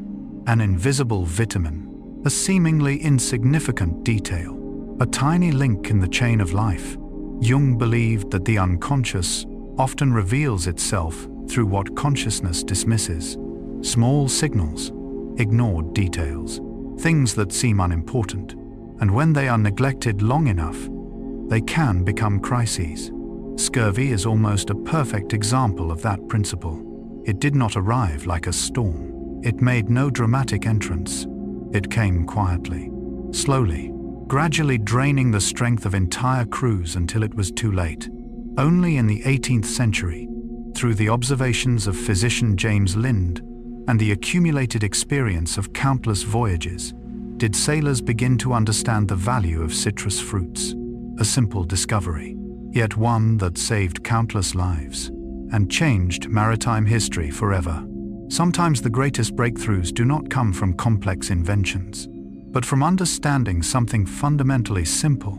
Yet if scurvy was a lesson in humility before the human body, the next story is a lesson in humility before nature itself. The year was 1912. A ship hailed as the engineering marvel of its age departed from Southampton. Its name was Titanic. At the time, Titanic represented everything modern civilization admired: the largest, the most luxurious, the most advanced. It was the pride of an era intoxicated with technological progress. Many believed the vessel was practically unsinkable. Although history has simplified that famous claim, the spirit of the age was clear. Confidence in humanity's ability to master nature had never been higher. Then, only days into its maiden voyage, Titanic struck an iceberg in the North Atlantic. The rest has become history. More than 1,500 people lost their lives. One of the most famous maritime disasters the world has ever known. Yet what continues to haunt humanity is not merely the scale of the tragedy. It is what the tragedy symbolizes. Titanic feels like a warning, a reminder that technology, however advanced, cannot eliminate human vulnerability. That nature does not care about reputation. It does not care about confidence. It does not care about marketing. An iceberg did not know what Titanic was. The ocean did not know what Titanic represented. Nature simply followed its own laws. And sometimes, that forces us to relearn the lesson of humility. Yet Titanic is not the deepest story about humanity's relationship with nature, because decades earlier, another expedition entered the Arctic believing that determination could overcome any obstacle, a journey that remains one of the greatest mysteries in the history of exploration. The story of Sir John Franklin, and a story that reveals one of the most profound lessons the sea has ever taught. In 1845, two of the most advanced ships in the Royal Navy left port. Their names were HMS Erebus and HMS Terror. Their commander was Sir John Franklin. The mission sounded inspiring: to discover the Northwest Passage, a sea route linking the Atlantic and Pacific through the Arctic. If successful, it would have been one of the greatest geographical achievements of the 19th century. Franklin was not reckless. He was an experienced explorer. His ships carried the finest technology of the era: heating systems, canned provisions, auxiliary steam engines. Everything suggested that humanity had finally become powerful enough to conquer the harshest environments on Earth. But the Arctic did not care about human confidence. Sea ice did not care about reputation, and nature never reads carefully prepared plans. The expedition vanished. Year after year, no news, no letters, no ships returning home, only silence. A silence that lasted for decades. Later, search expeditions uncovered fragments, a few records, scattered artifacts, stories preserved by Inuit communities. Gradually, the tragedy emerged. The ships had become trapped in ice, supplies dwindled, conditions worsened. Men who once represented the power of an empire found themselves struggling simply to survive. The Franklin expedition became one of maritime history's greatest mysteries, but it also became a symbol of humanity's limits before nature. Perhaps what makes the story haunting is not that it failed, but that it reflects something deeply human. We often believe our current knowledge is enough, that our technology is enough, that our strength is enough, until reality proves otherwise. Jung once wrote, "The shoe that fits one person pinches another." There is no recipe for living that suits all cases. Perhaps nature works the same way. There is no universal formula for victory, no perfect preparation, no plan immune to surprise. Wisdom does not lie in believing we control everything. It lies in understanding that some things will always remain beyond our control. Yet if Franklin's story is about limits, the next story is about transcending them. One of the greatest survival stories ever told. In 1914, Ernest Shackleton set sail aboard the Endurance. His goal was ambitious: the first crossing of Antarctica, a bold undertaking, filled with adventure, filled with hope, but events unfolded differently. The Endurance became trapped in pack ice. Months passed, unable to move, unable to escape. Eventually, the immense pressure crushed the ship. Endurance sank beneath the frozen sea, leaving the expedition stranded in one of the harshest environments on Earth. From the outside, it appeared to be the end. In reality, it was the beginning of the true story. What made Shackleton a legend was not that he achieved his original goal. He did not. What made him legendary was how he responded when everything fell apart. The mission changed. The priorities changed. Instead of conquering Antarctica, he focused on one objective alone: getting every man home alive. It was a task that seemed almost impossible. The crew survived on drifting ice, endured brutal cold, faced food shortages, lived through prolonged isolation. Yet Shackleton maintained the morale of his men. He knew when to be strict, when to be humorous, when to inspire hope, and when to face reality. In the end, after extraordinary journeys in small lifeboats across some of the most dangerous waters on Earth, Shackleton succeeded. Every member of the expedition survived. Not a single life was lost. It was an extraordinary achievement, but more deeply, it was a lesson in leadership, a lesson in human psychology. Jung repeatedly emphasized that true maturity is not measured by how smoothly life unfolds. It is measured by how we respond to adversity. When everything collapses, our true character begins to emerge. Some become bitter, some lose hope, some discover strengths they never knew they possessed. Shackleton belonged to the last group. He could not control the ice. He could not control the weather.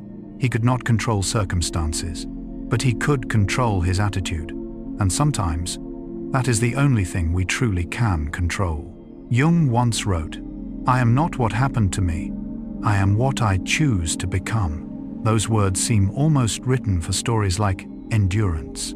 Circumstances may destroy a plan, but they do not have to destroy a person.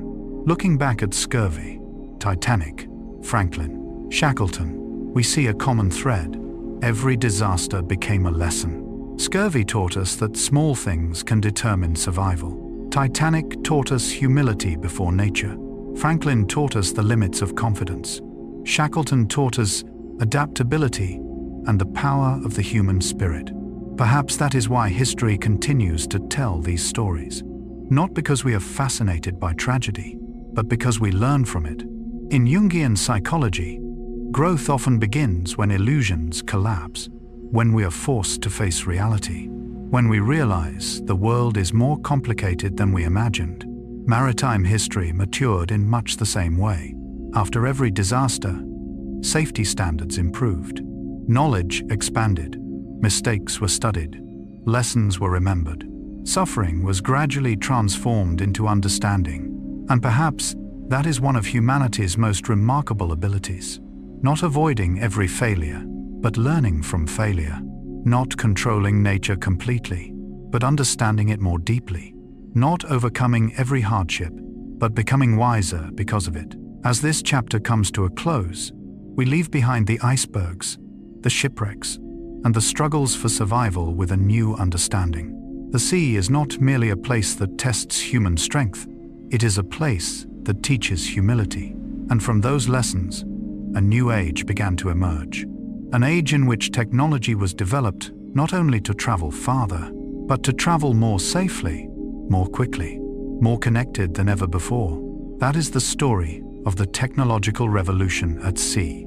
The next chapter in humanity's long relationship with the ocean, the maritime technology revolution. If a sailor from the 15th century were somehow able to see the world today, what would astonish them most might not be skyscrapers, not airplanes, not satellites, but speed. The speed at which people travel, the speed at which goods cross oceans, the speed at which information moves from one side of the planet to the other. Because for most of human history, distance was not measured in kilometers. It was measured in time. A city only a few hundred kilometers away could mean weeks of travel. A letter sent across an ocean might take months to arrive. The transoceanic voyage was a long and uncertain adventure. The sea connected the world, but it also divided it. Between continents stretched immense distances. Between civilizations lay vast gaps of time. And for centuries, humanity depended almost entirely on one thing: the wind. The wind determined speed. The wind determined direction. The wind determined arrival. The great white sails that once filled the horizon were symbols of maritime power, but they were also symbols of dependence. A sailor could prepare carefully, could be brave, could be experienced. Yet in the end, they still had to wait for the wind, wait for nature to permit the journey to continue. There is something beautiful in that image, a kind of humility before the natural world, yet at the same time, it imposed limits. Trade was limited, communication was limited, human connection was limited. Then came the Industrial Revolution, and with it arrived an invention that would transform maritime history forever: the steam engine. Today, it is easy to think of steam power as an old technology, but at the time, it felt almost miraculous. For the first time in history, ships no longer depended entirely on the wind. Humanity could create movement from its own source of power, no longer waiting for nature, but actively overcoming its constraints.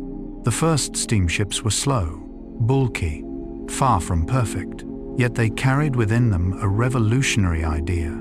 That distance could be shortened, that time could be compressed, that oceans no longer had to be the obstacles they once were. Gradually, steamships became stronger, more reliable, faster. Sea routes began to change. Journeys that once required months could now be measured in weeks. Voyages once restricted by seasonal winds could be undertaken year-round. The world began to shrink. Carl Jung once wrote, "The meeting of two personalities is like the contact of two chemical substances. If there is any reaction, both are transformed." His words apply not only to individuals, but to civilizations as well. As distance decreased, societies encountered one another more frequently. Ideas traveled, cultures traveled, knowledge traveled. Human beings began influencing one another on an unprecedented scale, and the oceans became the arteries through which that exchange flowed. Yet if steamships transformed movement, the great engineering projects that followed transformed the very structure of the world itself. For thousands of years, ships traveling from Europe to Asia had to sail all the way around the southern tip of Africa. A journey that was long, dangerous, expensive. The ocean seemed like a giant maze. Then, in the 19th century, humanity attempted something audacious. Not to change the sea, but to change the map itself. The result was the Suez Canal, a narrow, artificial waterway cutting through the Egyptian isthmus, connecting the Mediterranean Sea with the Red Sea. When the canal opened in 1869, something extraordinary happened. The journey between Europe and Asia was shortened by thousands of kilometers. Routes that once took months became dramatically faster. Trade centers shifted. Economic flows changed, and with them, history changed as well. Viewed from above, the Suez Canal appears little more than a thin line of water, yet its influence spread across the globe. It stands as a remarkable example of how a single idea can reshape geography and alter the destinies of millions. Perhaps the most astonishing thing about history is not the grand events, but the way seemingly small changes create ripples that echo through generations. Yet Suez was only the beginning, because a few decades later, humanity would attempt something even more ambitious. A project that would connect two of Earth's great oceans. A project that would literally redraw the map of the world. If the Suez Canal made the world smaller, the next project fundamentally changed humanity's understanding of distance. The Panama Canal. For centuries, ships traveling between the east and west coasts of the Americas had to round the southern tip of South America, passing through the waters surrounding Cape Horn, one of the most formidable places in the ocean. Powerful winds, towering waves, Dense foe, treacherous currents. Countless ships were tested there. Countless sailors learned humility there. Then humanity once again attempted what previous generations had considered impossible. They cut through a continent to connect two oceans. When the Panama Canal opened in 1914, the Atlantic and Pacific were no longer separated as they had been for centuries. A ship could sail from New York to San Francisco without making the long journey around South America. The route became shorter, faster, safer. Yet the most important achievement was not the distance saved. It was what the canal symbolized. For most of history, humanity adapted itself to geography. Now, to some degree, humanity was beginning to reshape geography itself, not through brute force, but through knowledge, through engineering, through the coordinated efforts of tens of thousands of people. Perhaps this is one of civilization's most remarkable qualities, the ability of countless individuals to contribute to something larger than themselves. Jung was deeply interested in the idea of interconnected systems. He believed that no individual truly exists in isolation. Each person is part of a larger network, family, culture, history, and deeper still, the collective unconscious.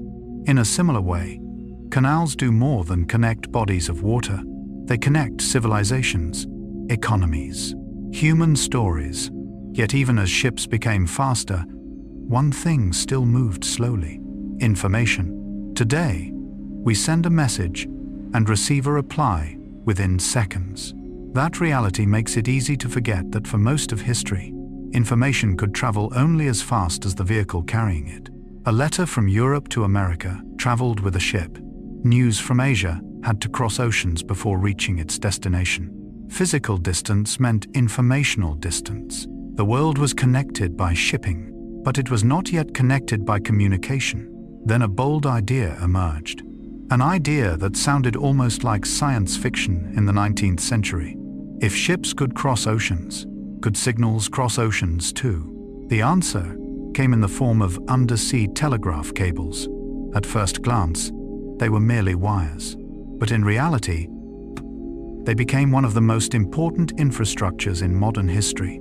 Engineers laid thousands of kilometers of cable across the ocean floor, across deep waters, across hostile conditions, across places few humans had ever reached before. The challenge was immense. Cables snapped, projects failed, delays mounted. Many believed the task was impossible, yet eventually, success came, and the world changed. For the first time in history, a message could cross an ocean in minutes rather than weeks. An event in London could become known in New York almost immediately. Financial markets changed, governments changed, journalism changed. Even humanity's perception of time began to change. The ocean was no longer a barrier, it had become a bridge. What is fascinating is that most of these cables remained invisible, resting quietly on the ocean floor, hidden from daily life. Yet they carried the information that kept the modern world connected. There is something deeply reminiscent of Jung's understanding of the unconscious. Much of what connects humanity is invisible: shared memories, common symbols, stories passed from generation to generation. They function like hidden cables, silently linking us together. Jung once wrote, "In all chaos there is a cosmos. In all disorder, a secret order." Looking at the modern world, those words seem especially relevant. Millions of ships, billions of messages, countless flows of goods.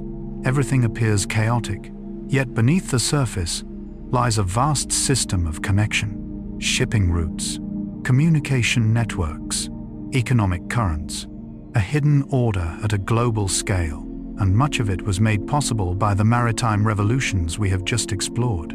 From the first sails to steam power, from the Suez Canal to the Panama Canal, from ships carrying letters to cables resting on the ocean floor, each innovation brought the world a little closer together, a little more connected, a little more capable of understanding itself.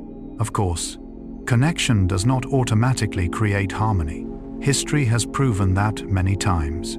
But connection creates the possibility of dialogue. the possibility of learning, the possibility of exchange, and those possibilities have fueled some of humanity's greatest advances. Looking back, we can see that the maritime technology revolution did not merely transform shipping. It transformed our very concepts of distance, of time, of the world itself. A planet once experienced as scattered and disconnected gradually became an interconnected system, a global network, a community increasingly dependent upon itself.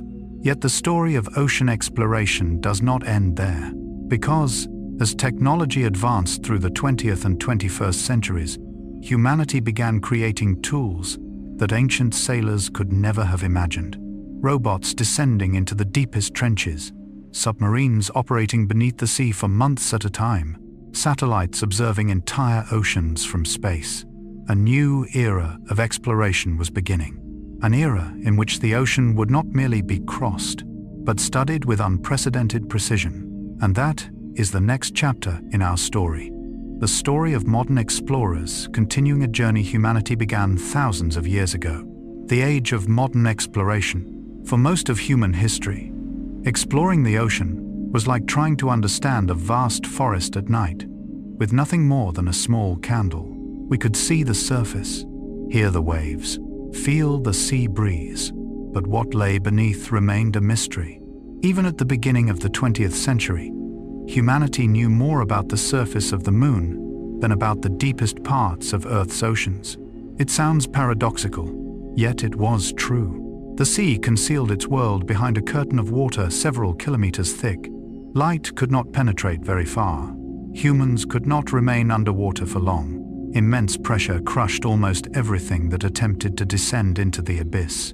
The ocean seemed designed to protect its secrets. And yet, as has happened countless times throughout history, human curiosity rarely accepts limits for long. We always want to see farther, go deeper, understand more. And so a new era began. No longer the age of sailing ships and solitary explorers, but the age of technology. The age in which humanity extended its senses through machines. Carl Jung once wrote, "The least of things with a meaning is worth more in life than the greatest of things without it." Perhaps that is also the spirit of modern science. Not the search for wonders simply to admire them, but the search for meaning hidden behind phenomena. And to do that, humanity needed new tools. One of the most important was the ROV. The remotely operated vehicle. If the first submersibles were the eyes of humanity beneath the sea, then ROVs became its hands, its arms, its extended senses. These machines could descend thousands of meters below the surface, travel to places where humans could never survive, endure pressures capable of crushing steel.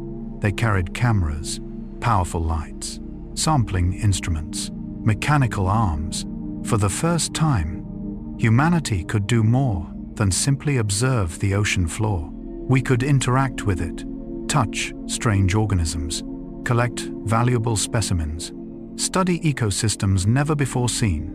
There is something deeply reminiscent of depth psychology in this image. Jung spent his life exploring the hidden layers of the unconscious. He understood that much of what shapes human existence lies beyond ordinary awareness. To understand ourselves, we must descend beneath the surface into darker places, stranger places. The modern ocean is much the same. The deeper we go, the more surprises we find. Underwater volcanoes, bioluminescent creatures, ecosystems thriving around hydrothermal vents, landscapes that would have seemed unimaginable to our ancestors. Yet ROVs were only part of the story. During the same period, another technology transformed humanity's relationship with the sea. Nuclear submarines.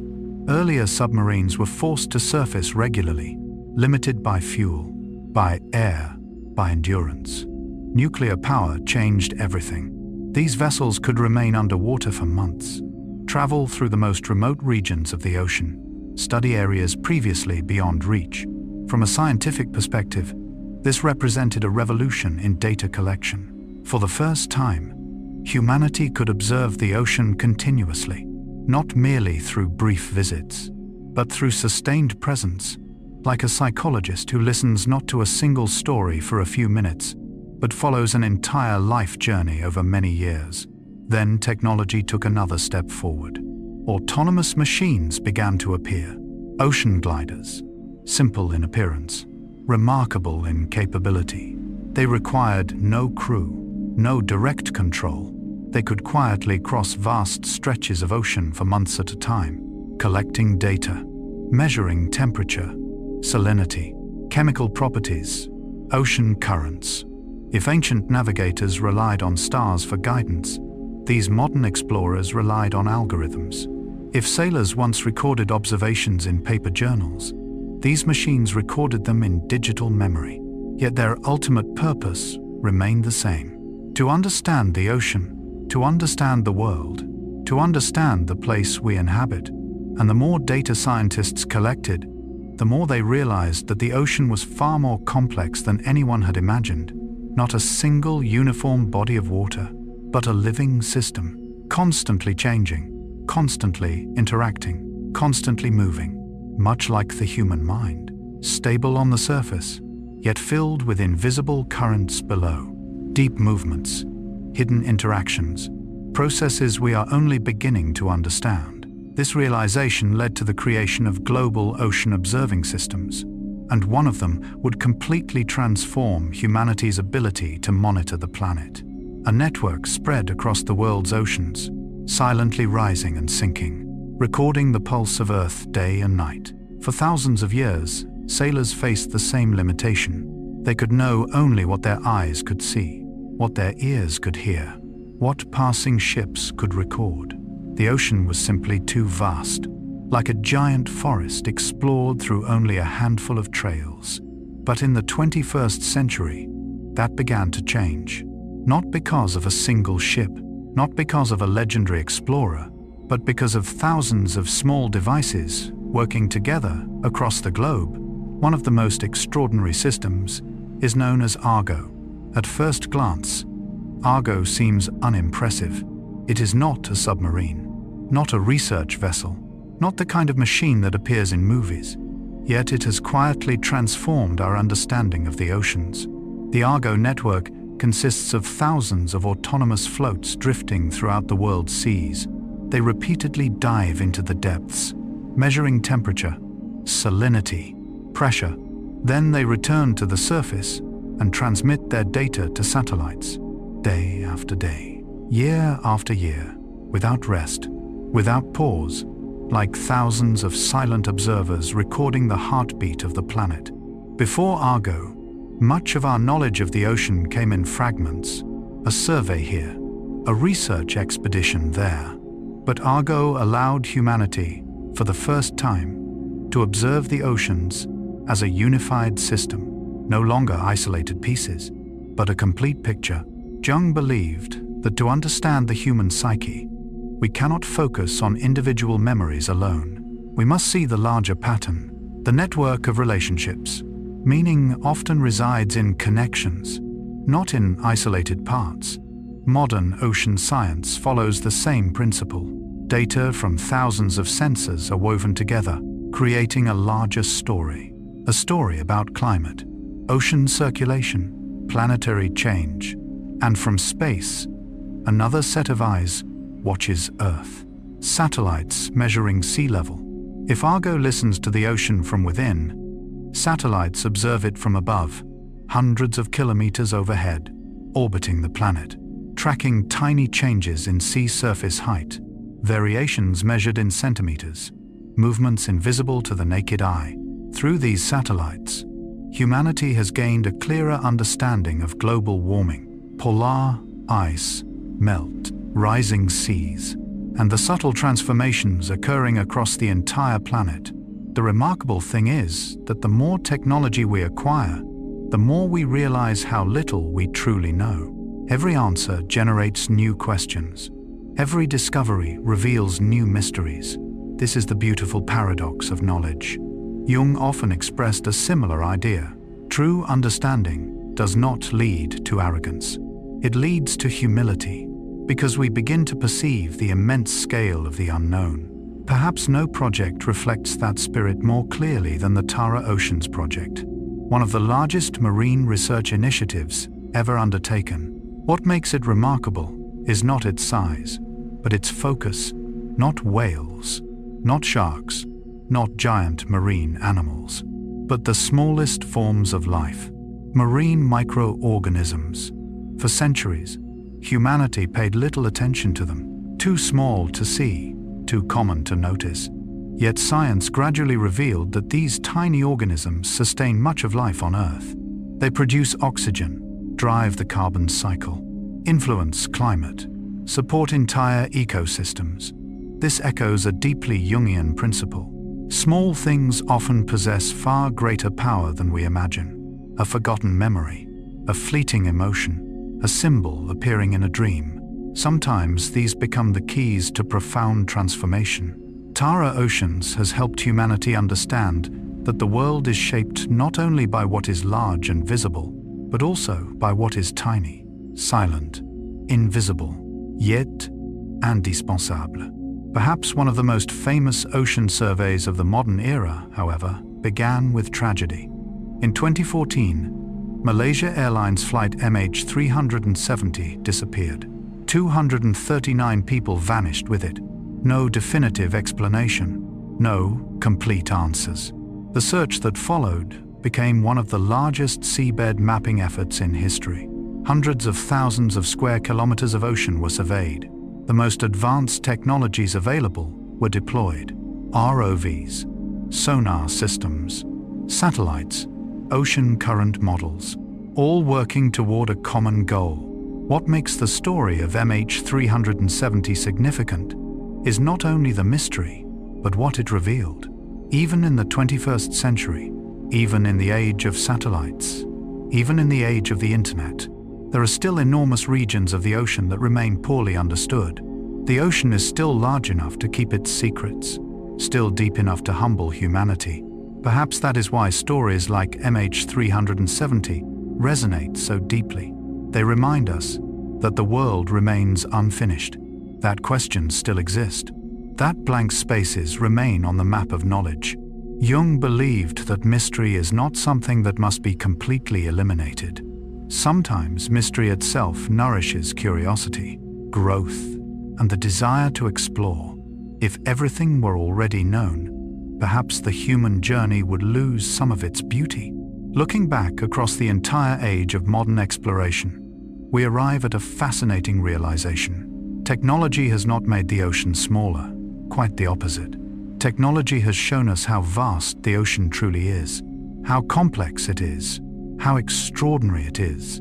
The deeper we look, the more there is to learn. The more we understand, the more humble we become. And perhaps that is the mark of genuine knowledge. Not the feeling that we know everything, but a clear awareness of how much remains unknown. Yet as we learn more about the ocean, another question begins to emerge.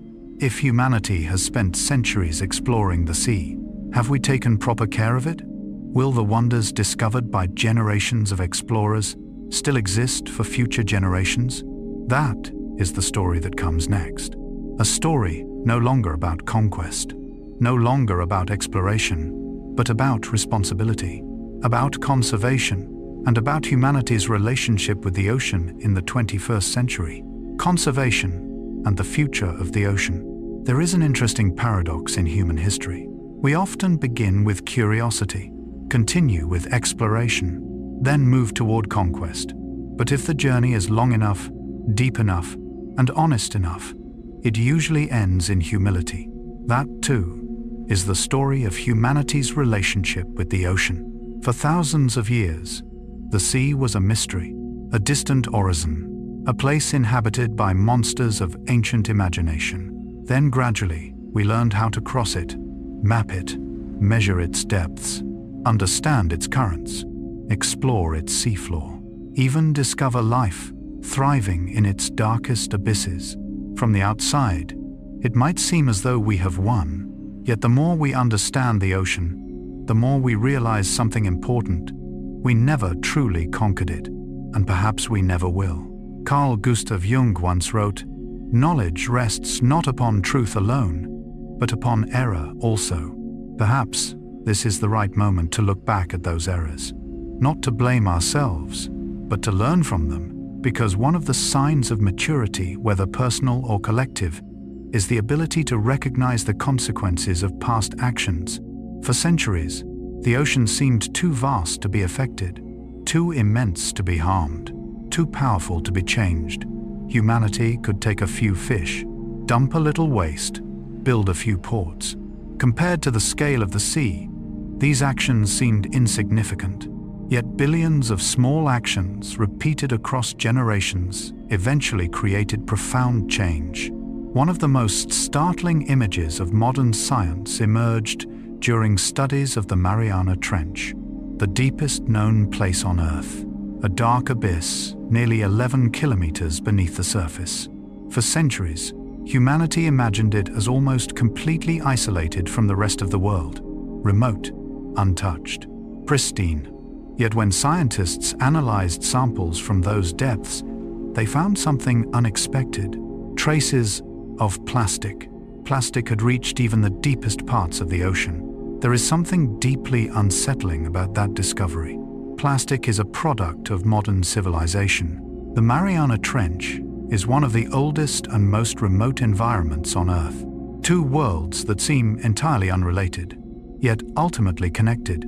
There is something both astonishing and sobering in that realization. It reminds us that nowhere on this planet is truly separate. Everything is connected. Every action creates ripples. Jung spent much of his life studying the interconnected nature of psychological experience. He observed that a small childhood event could shape decades of future behavior. A forgotten memory could still influence the present. An unconscious emotion could continue directing actions long after it had vanished from awareness. Nature appears to function in a similar way. No action is completely isolated. No consequence disappears immediately. Everything leaves traces. Plastic is only one example. Other changes are appearing as well. For centuries, whales were among the most abundant creatures in the sea, gentle giants moving across the oceans like living songs. Their calls could travel hundreds of kilometers through water. Their presence formed part of a natural rhythm that had existed for millions of years. Then industrial whaling arrived.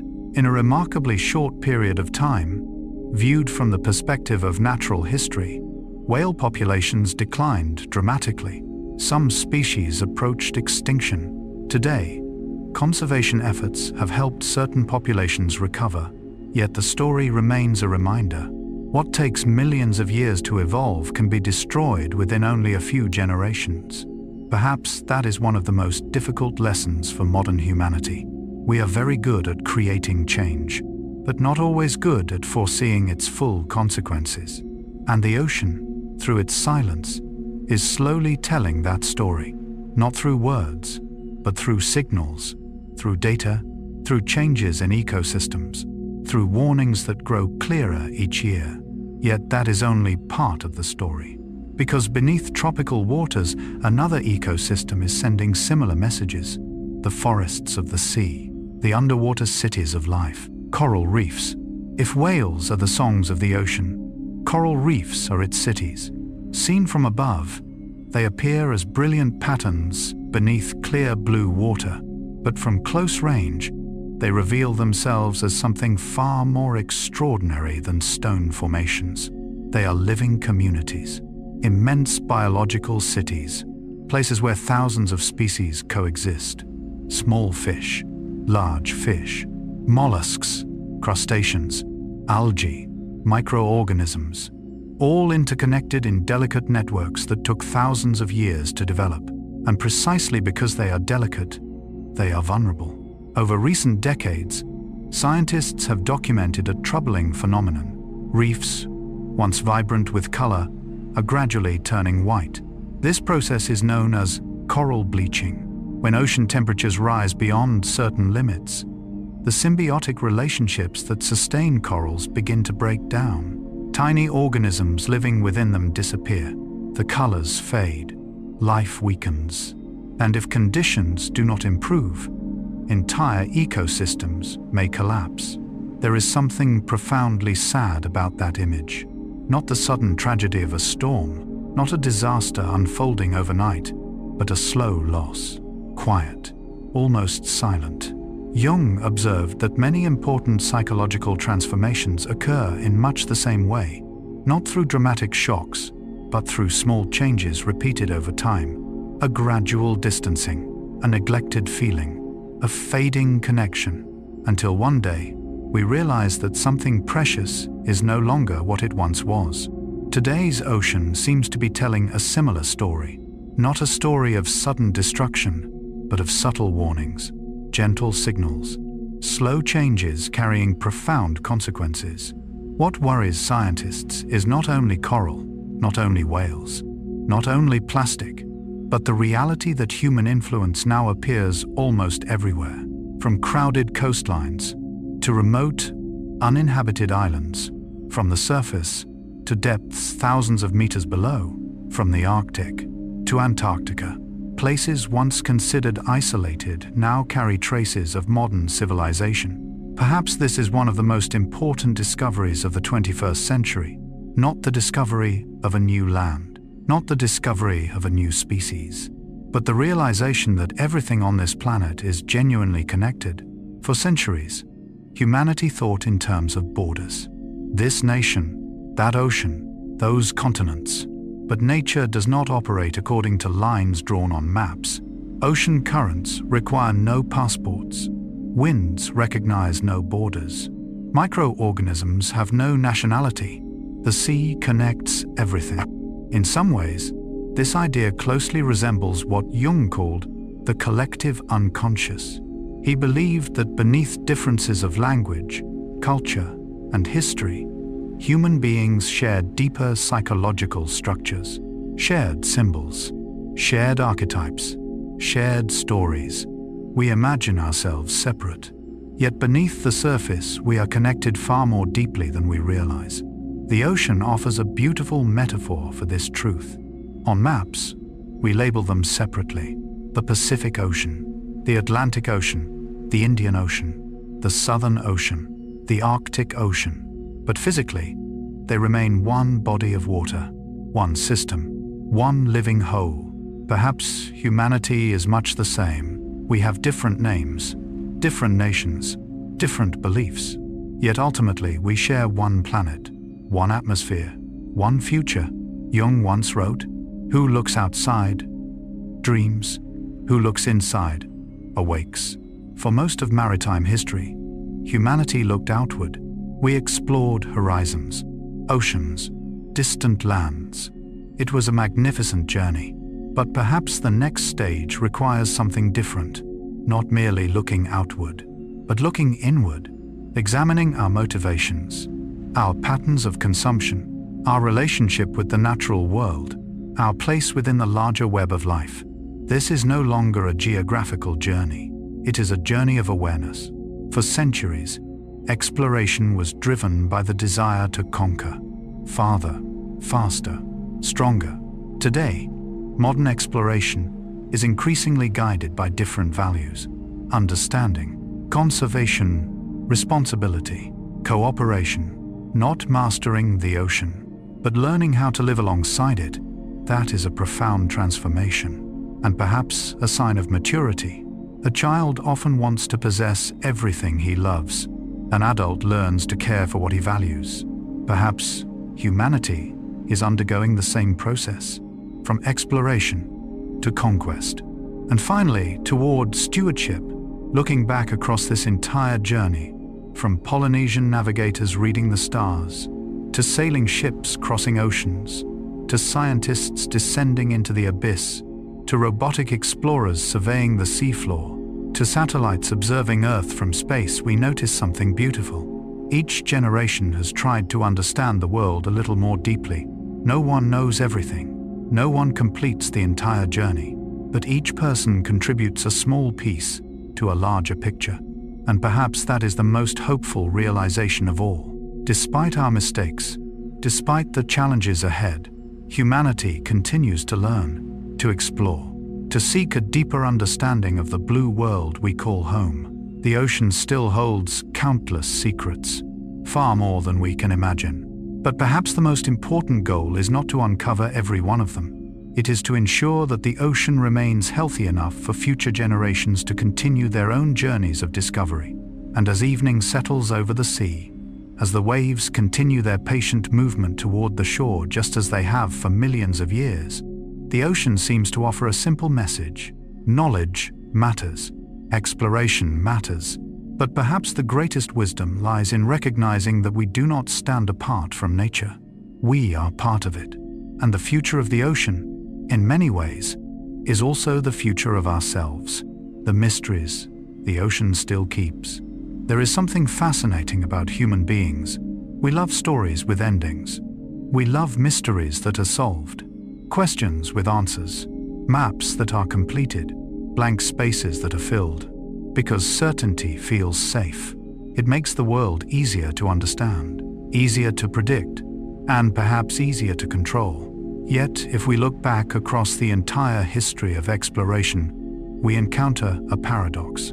Every time humanity solves one mystery, dozens of new mysteries emerge. Every horizon crossed reveals another horizon beyond it. Every door opened leads to corridors never before imagined. The ocean is a perfect example of this truth. For thousands of years, the sea was a dark region on the map. Then we learned to cross it, to measure its depths, to chart its coastlines, to map its currents, to observe it from satellites, to descend into its deepest trenches. From the outside, it seems as though we have learned a great deal. And indeed, we have. Yet what remains astonishing is that even today, in the 21st century, the ocean still guards most of its secrets. More than 70% of Earth's surface is covered by water. Everyone knows that. What fewer people realize is that large portions of the sea floor remain unmapped in high detail. In other words, we live on a planet where vast regions beneath the ocean have never been fully charted. There are mountains no human eyes have seen, valleys never described, geological structures never named, ecosystems never discovered. This sounds like the age of exploration, yet it is happening right now. In the age of the internet, in the age of artificial intelligence, in the age of satellites, there is something deeply humbling about that fact. A quote, often attributed to Carl Jung, captures the spirit of this idea. The larger the island of knowledge, the longer the shoreline of wonder. Whether or not Jung expressed these exact words, the sentiment aligns beautifully with his philosophy. The more we expand the island of knowledge, the greater our contact with the unknown. The ocean embodies that shoreline. It reminds us that knowledge is not a destination. It is a journey, not the end of mystery, but the expansion of mystery. Perhaps that is why the ocean always feels both familiar and strange. We see it every day, yet we do not truly know it. Much like the human soul, we live with it our entire lives, yet continue discovering it endlessly. One of the strangest mysteries of the ocean appears not as a sight, but as a sound. In the deep darkness of the sea, sound travels far farther than it does through air. Noises can travel thousands of kilometers. This transforms the ocean into a world of echoes, a world where scientists often listen more than they look, and sometimes what they hear leaves them puzzled. In 1997, hydrophones operated by NOAA recorded a mysterious signal. The sound was powerful enough to be detected across enormous distances. It lasted longer than most known biological sounds, and it quickly became known as the bloop. The name alone sounds like something from science fiction. For years, the bloop inspired countless theories. Some imagined a gigantic unknown creature. Others connected it to ancient sea monster legends. Still others speculated about mysterious life forms hidden in the abyss. Eventually, the most convincing explanation pointed toward the movement and fracturing of large masses of ice in the ocean. Yet the most interesting part was never the answer. It was the human response. The moment an unexplained sound appeared, Imagination awakened. Ancient myths resurfaced. Archetypal images emerged. Jung would not have been surprised. He believed that when confronted with the unknown, the human mind naturally fills the gap with symbols. With myths, with images arising from the collective unconscious, it is how the psyche attempts to create meaning from what it cannot yet explain. And the bloop is not alone. There are other mysterious sounds. Yulia, upsweep, and numerous acoustic signals still not fully understood. Most will likely find scientific explanations, yet their existence reminds us of something important. The ocean is still speaking. We simply have not learned its entire language. Like dreams, like the unconscious, like the deepest layers of the human psyche, the signals are always there. The stories are always being told. Understanding them is the difficult part. And as scientists continue listening to the ocean, they continue discovering things even more astonishing. Not sounds, not landscapes, but life itself. Creatures never before known, worlds never before seen. Secrets that force us to ask, how much do we really know about the planet we inhabit? There is a fact that surprises many people. Despite all the advances of modern science, marine biologists discover thousands of new species every year. At first glance, this seems almost impossible. How can a planet studied for centuries still contain so many unknown forms of life? But when we look toward the deep ocean, the answer becomes clear. Most of the underwater world remains beyond routine human observation. At depths of several thousand meters, sunlight never arrives. Temperatures hover near freezing. Pressure becomes great enough to crush most objects from the surface. It is an entirely different world. A world that for most of human history we barely knew existed. Yet within that darkness, life continues to flourish. Fish with transparent bodies, creatures that glow like drifting stars, crustaceans living beside hydrothermal vents hotter than boiling water. Life forms so strange they often resemble aliens more than inhabitants of Earth. Every discovery serves as a reminder. Nature is far more creative than our imagination. Jung once wrote, "Life has always seemed to me like a plant that lives on its rhizome. It is a beautiful image. The most important part of a plant often lies beneath the ground, hidden, invisible, yet it nourishes everything above. The ocean is much the same. What we see at the surface is only a tiny fraction of the whole.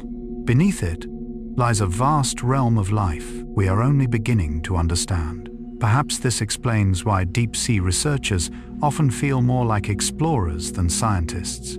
They are not merely collecting data, they are entering another world, a world where many things still have no names. Yet the ocean contains more than mysterious creatures. It also preserves forgotten stories, fragments of history, ships that vanished, journeys never completed. Throughout maritime history, tens of thousands of vessels have disappeared beneath the waves. Some have been found, many have not.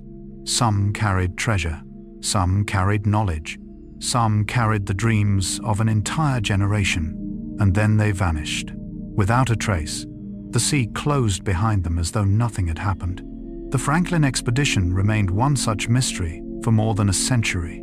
MH370 still leaves unanswered questions today. Warships from global conflicts remain scattered across the seafloor. Ancient wrecks continue waiting to be discovered. Each ship is an interrupted story, a chapter without an ending, a letter never delivered. Perhaps that is why maritime mysteries fascinate us so deeply. We are not merely curious about objects, we are curious about stories, about destinies, about lives once lived.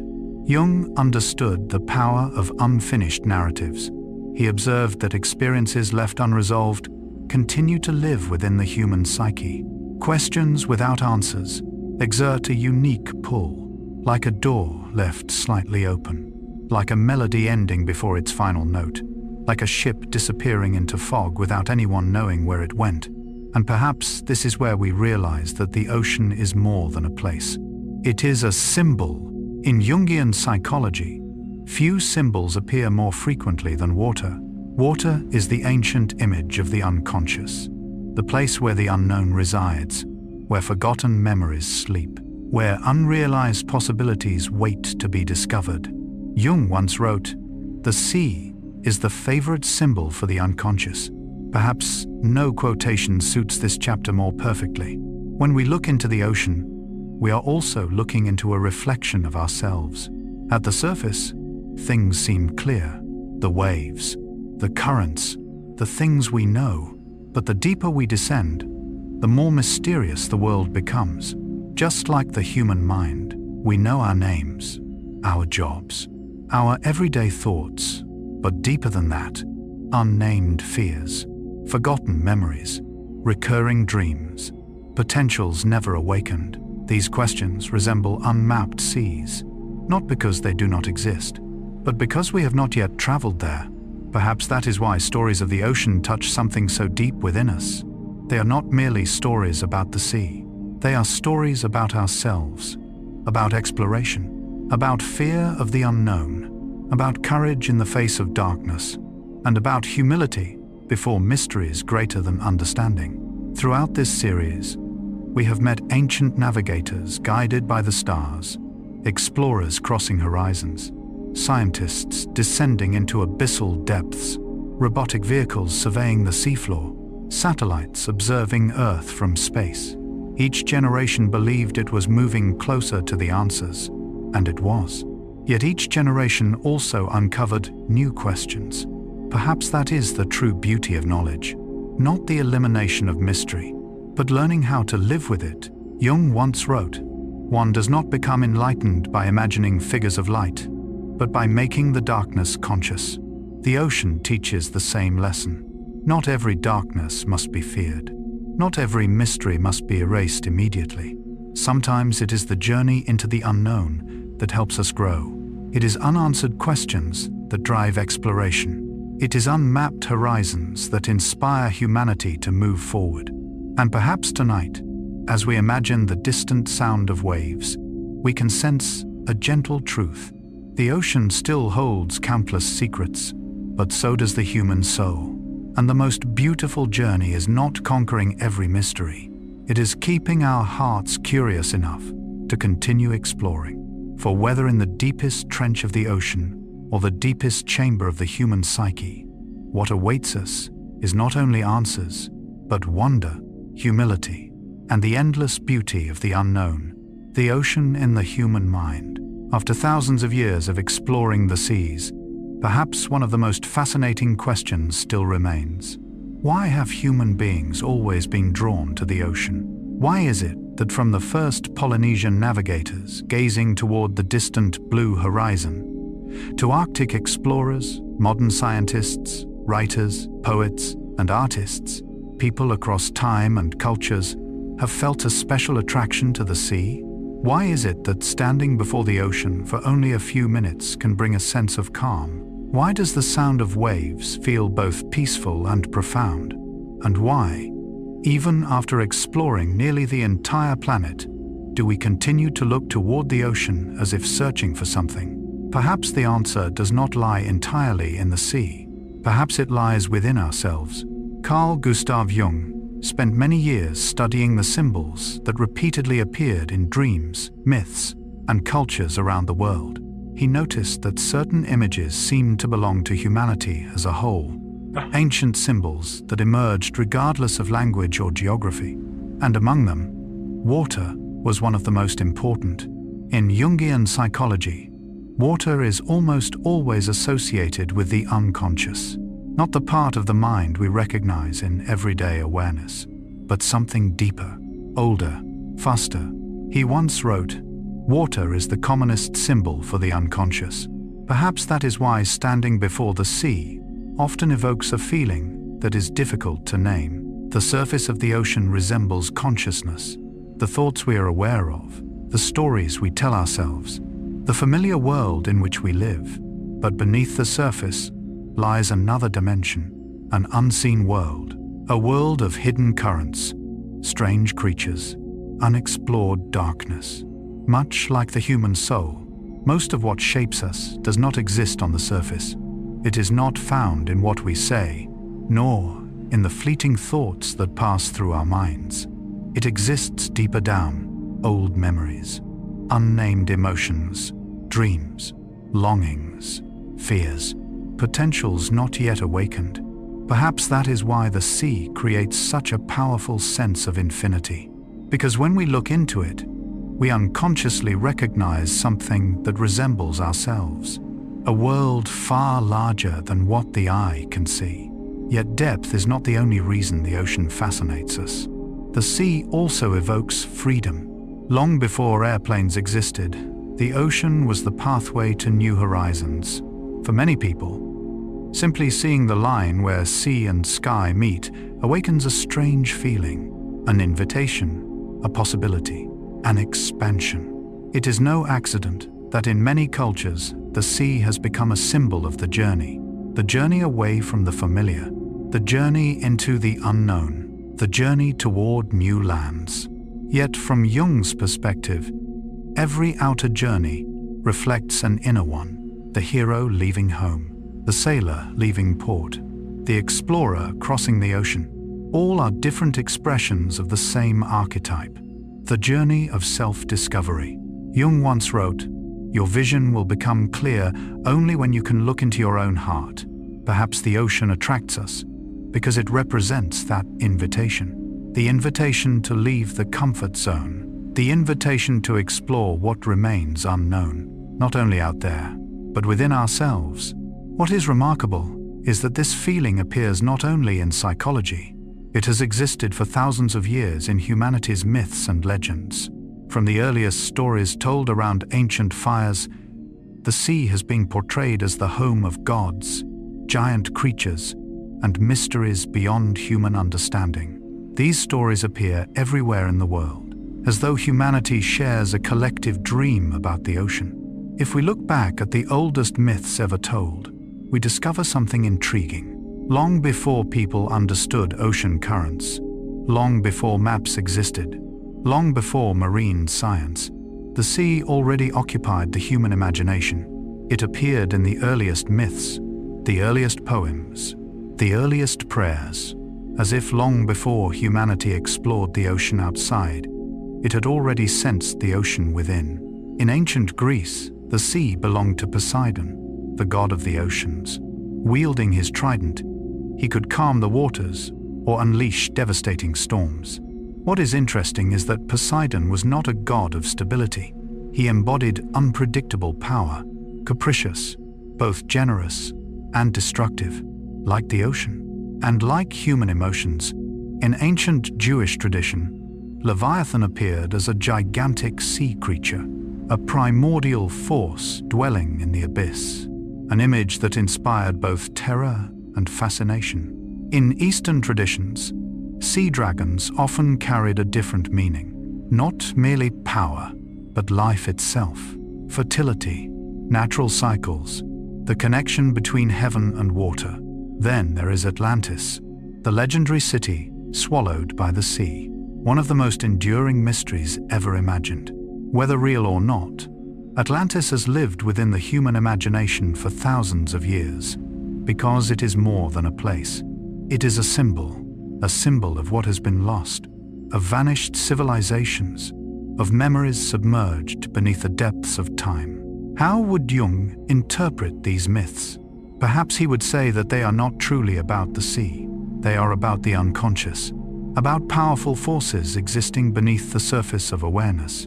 Poseidon, Leviathan, sea dragons, Atlantis, all are different images of the same psychological reality. Forces greater than the ego, unexplored territories of the soul. Jung once wrote, "The unconscious is not just evil by nature, it is also the source of the highest good. Like the ocean, it can create storms, yet it also nourishes life. It can sink ships, yet it connects continents. It can be terrifying, yet breathtakingly beautiful. Perhaps that is why the sea appears so often in dreams. In Jungian psychology, dreams are one of the pathways into the unconscious, and water is among the most common symbols found there. A calm sea often reflects inner harmony. A vast ocean may symbolize unrealized potential. Violent waves can represent emotions seeking recognition. A voyage across the sea frequently symbolizes transformation, a new stage of life, a step forward in psychological growth.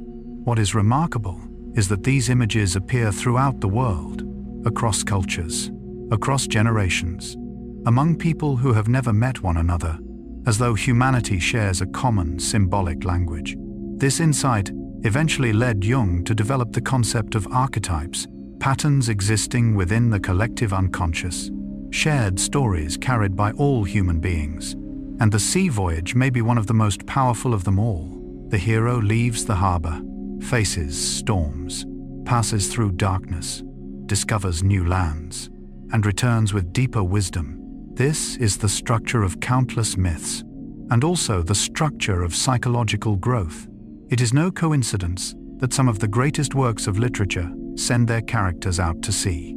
In the Odyssey, Odysseus is not merely trying to return home, he is undergoing a profound transformation. Every island, every challenge, every storm reflects a psychological lesson. In Moby Dick, the ocean becomes the stage for a confrontation between a man and his own obsession. Captain Ahab is not only hunting the white whale, he is pursuing a shadow within himself. Jung once wrote, "One does not become enlightened by imagining figures of light, but by making the darkness conscious."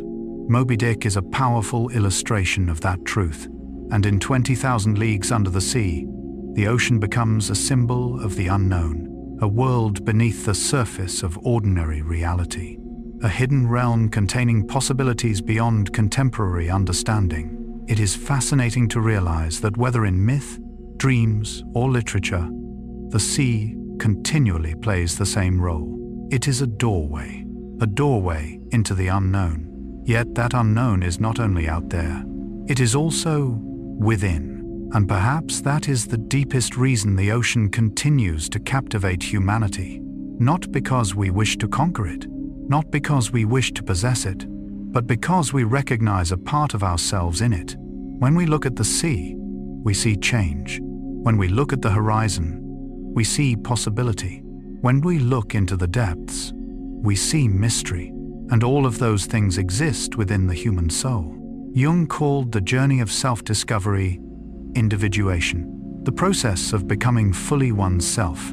It is not a journey toward something entirely new. It is a journey toward discovering what has always existed within. Like the ancient navigators, they did not create new continents, they simply found them. Perhaps we are the same. Our finest qualities, our deepest strengths, our richest sources of meaning, they are not created from outside. They are waiting to be discovered within.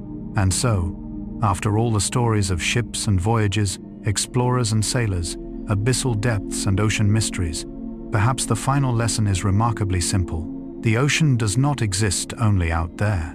It exists within every human being, in dreams not yet understood, in questions not yet answered, in fears not yet named, in potentials not yet awakened. And like the sea itself, the human soul is always larger than what appears on the surface. Some regions have been explored, others remain mysterious, and that is precisely what makes the journey worthwhile. For beauty does not lie in knowing everything. It lies in continuing to explore, to learn, to listen, and to keep moving toward new horizons, both in the outer world and within ourselves. As the final waves of this journey slowly settle, perhaps what remains is not a collection of facts or historical dates, but a feeling, a sense that between the vast ocean and the human soul, there exists a mysterious connection, a quiet reflection, and within that reflection, we realize that the greatest voyage of all may not be the voyage across the sea, but the voyage toward understanding ourselves, the great story of the ocean. When a story lasts long enough, it often becomes more than just a story. It becomes a mirror, a map, a reminder, and perhaps, after journeying through thousands of years of maritime history, From the small canoes of the Polynesians to modern satellites observing the entire planet from space, we begin to realize that the story of the ocean was never merely a story about water. It has always been a story about humanity.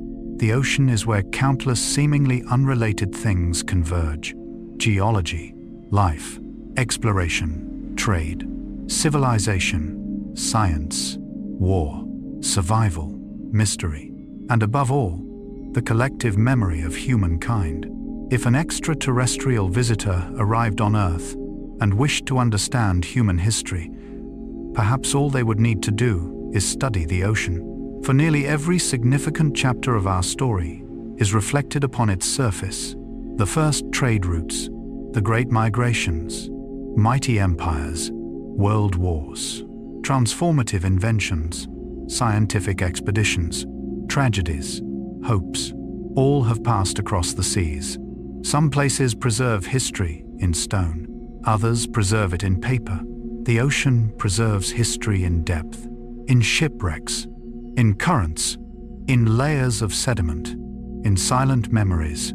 Carl Gustav Jung once wrote, "Everything that irritates us about others can lead us to an understanding of ourselves." Perhaps the same is true of nature. What fascinates us most about the ocean often reflects something within our own souls. Its vastness reminds us of unexplored possibilities. Its depths remind us of the unconscious. Its storms remind us of emotion. Its distant horizons remind us of longing. That is why the ocean has never been merely a place. It is a symbol, an ancient symbol appearing in nearly every culture on Earth. Looking back on the journey we have taken, it is difficult not to feel a sense of wonder. Thousands of years ago, the Polynesians crossed the Pacific by reading the subtle signs of nature. They watched the stars, observed the waves, followed seabirds, listened to things most people could not perceive. There was no GPS, no modern charts, no advanced technology, yet they found their way. Perhaps because they understood something the modern world sometimes forgets. Knowledge does not exist only in tools. It also exists in observation, in presence, in connection with the surrounding world. Then came the Vikings, sailing their longships across the cold waters of the North Atlantic, reaching Iceland, Greenland, and eventually Vinland, centuries before Columbus. They did more than discover new lands. They expanded the boundaries of what was believed possible. Then came Magellan, or more accurately, the expedition that bore his name.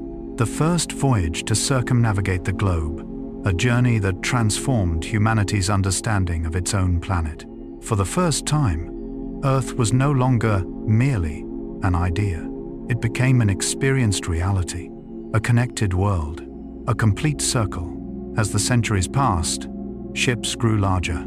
Maps became more accurate. New horizons emerged. Yet something fascinating happened. The purpose gradually changed. At first, people sailed in search of roots, gold, land, power. But eventually they began searching for understanding, for knowledge, for answers, for truth. This was the age of ships, such as HMS Beagle, carrying Charles Darwin, a man who was not seeking a new continent, but seeking the meaning of life itself. From observations made on distant islands, one of the most influential ideas in scientific history began to take shape. Soon afterward, HMS Challenger continued the journey, this time not to explore land, but to explore the ocean itself, measuring depths, collecting specimens, studying temperatures, investigating marine chemistry. For the first time, the ocean ceased to be merely a route. It became an object of knowledge. Perhaps this was one of the most beautiful turning points in history. The moment humanity stopped asking, "What can we take from this world?" and began asking, "What is this world truly?" It was a shift from conquest to understanding, and that journey continues today. Yet the story goes even further. For when scientists began descending into the deepest oceans, when robots started exploring the seabed, when satellites began observing the entire planet from space, humanity discovered something unexpected. The more we explored, the more we realized how much remained unknown. And that is where the final chapter of the story truly begins. Perhaps if the ancient Polynesian navigators could see the modern world, they would think they were living inside a dream. Ships determining their exact position through signals from space. Robots descending to depths where pressure could crush almost any object. Satellites orbiting Earth day and night, tracking subtle changes across the oceans. Networks of sensors stretching across the seas. Artificial intelligence analyzing data from the deepest places on the planet. All of this would have seemed unimaginable to our ancestors. Yet what is remarkable is that despite all these technological changes, the fundamental question remains the same. Human beings still want to understand, still want to explore, still want to know what lies beyond the horizon. Once, that horizon existed upon the sea. Today, it may lie beneath the ocean floor, within unexplored ecosystems, within the mysteries of the global climate, within the intricate relationships between life and the planet. But the spirit of exploration remains unchanged. The spirit that carried Polynesian canoes across the Pacific, the spirit that brought the Vikings to Vinland, the spirit that led Magellan around the globe, the spirit that carried Darwin to the Galapagos, the spirit that sent Challenger into the deep, and the same spirit that now sends modern robots into places no human has ever reached. Perhaps this is one of the great threads running through human history. The desire to understand, the desire to seek, the desire to expand awareness. Jung once wrote, "Man's task is to become conscious of the contents that press upward from the unconscious." Read in the context of the ocean. The parallel feels striking. For thousands of years, humanity has been bringing the secrets of the sea from darkness into light. What was once legend became science. What was once myth became data. What was once fear became understanding. Yet the process never truly ends. For every mystery solved reveals another. Just like the journey of self-discovery, there is no final destination, only deeper layers, new questions, new horizons. Today, modern expeditions are no longer focused solely on finding unknown places. Increasingly, they are devoted to preservation. Global projects monitor the health of the oceans. Scientists study marine ecosystems. International organizations work to protect endangered species. Climate researchers track changing currents. This represents a profound transformation. For centuries, humanity asked, how can we conquer the ocean? Today, the question is increasingly becoming, how can we live in harmony with the ocean? This is not merely a shift in science.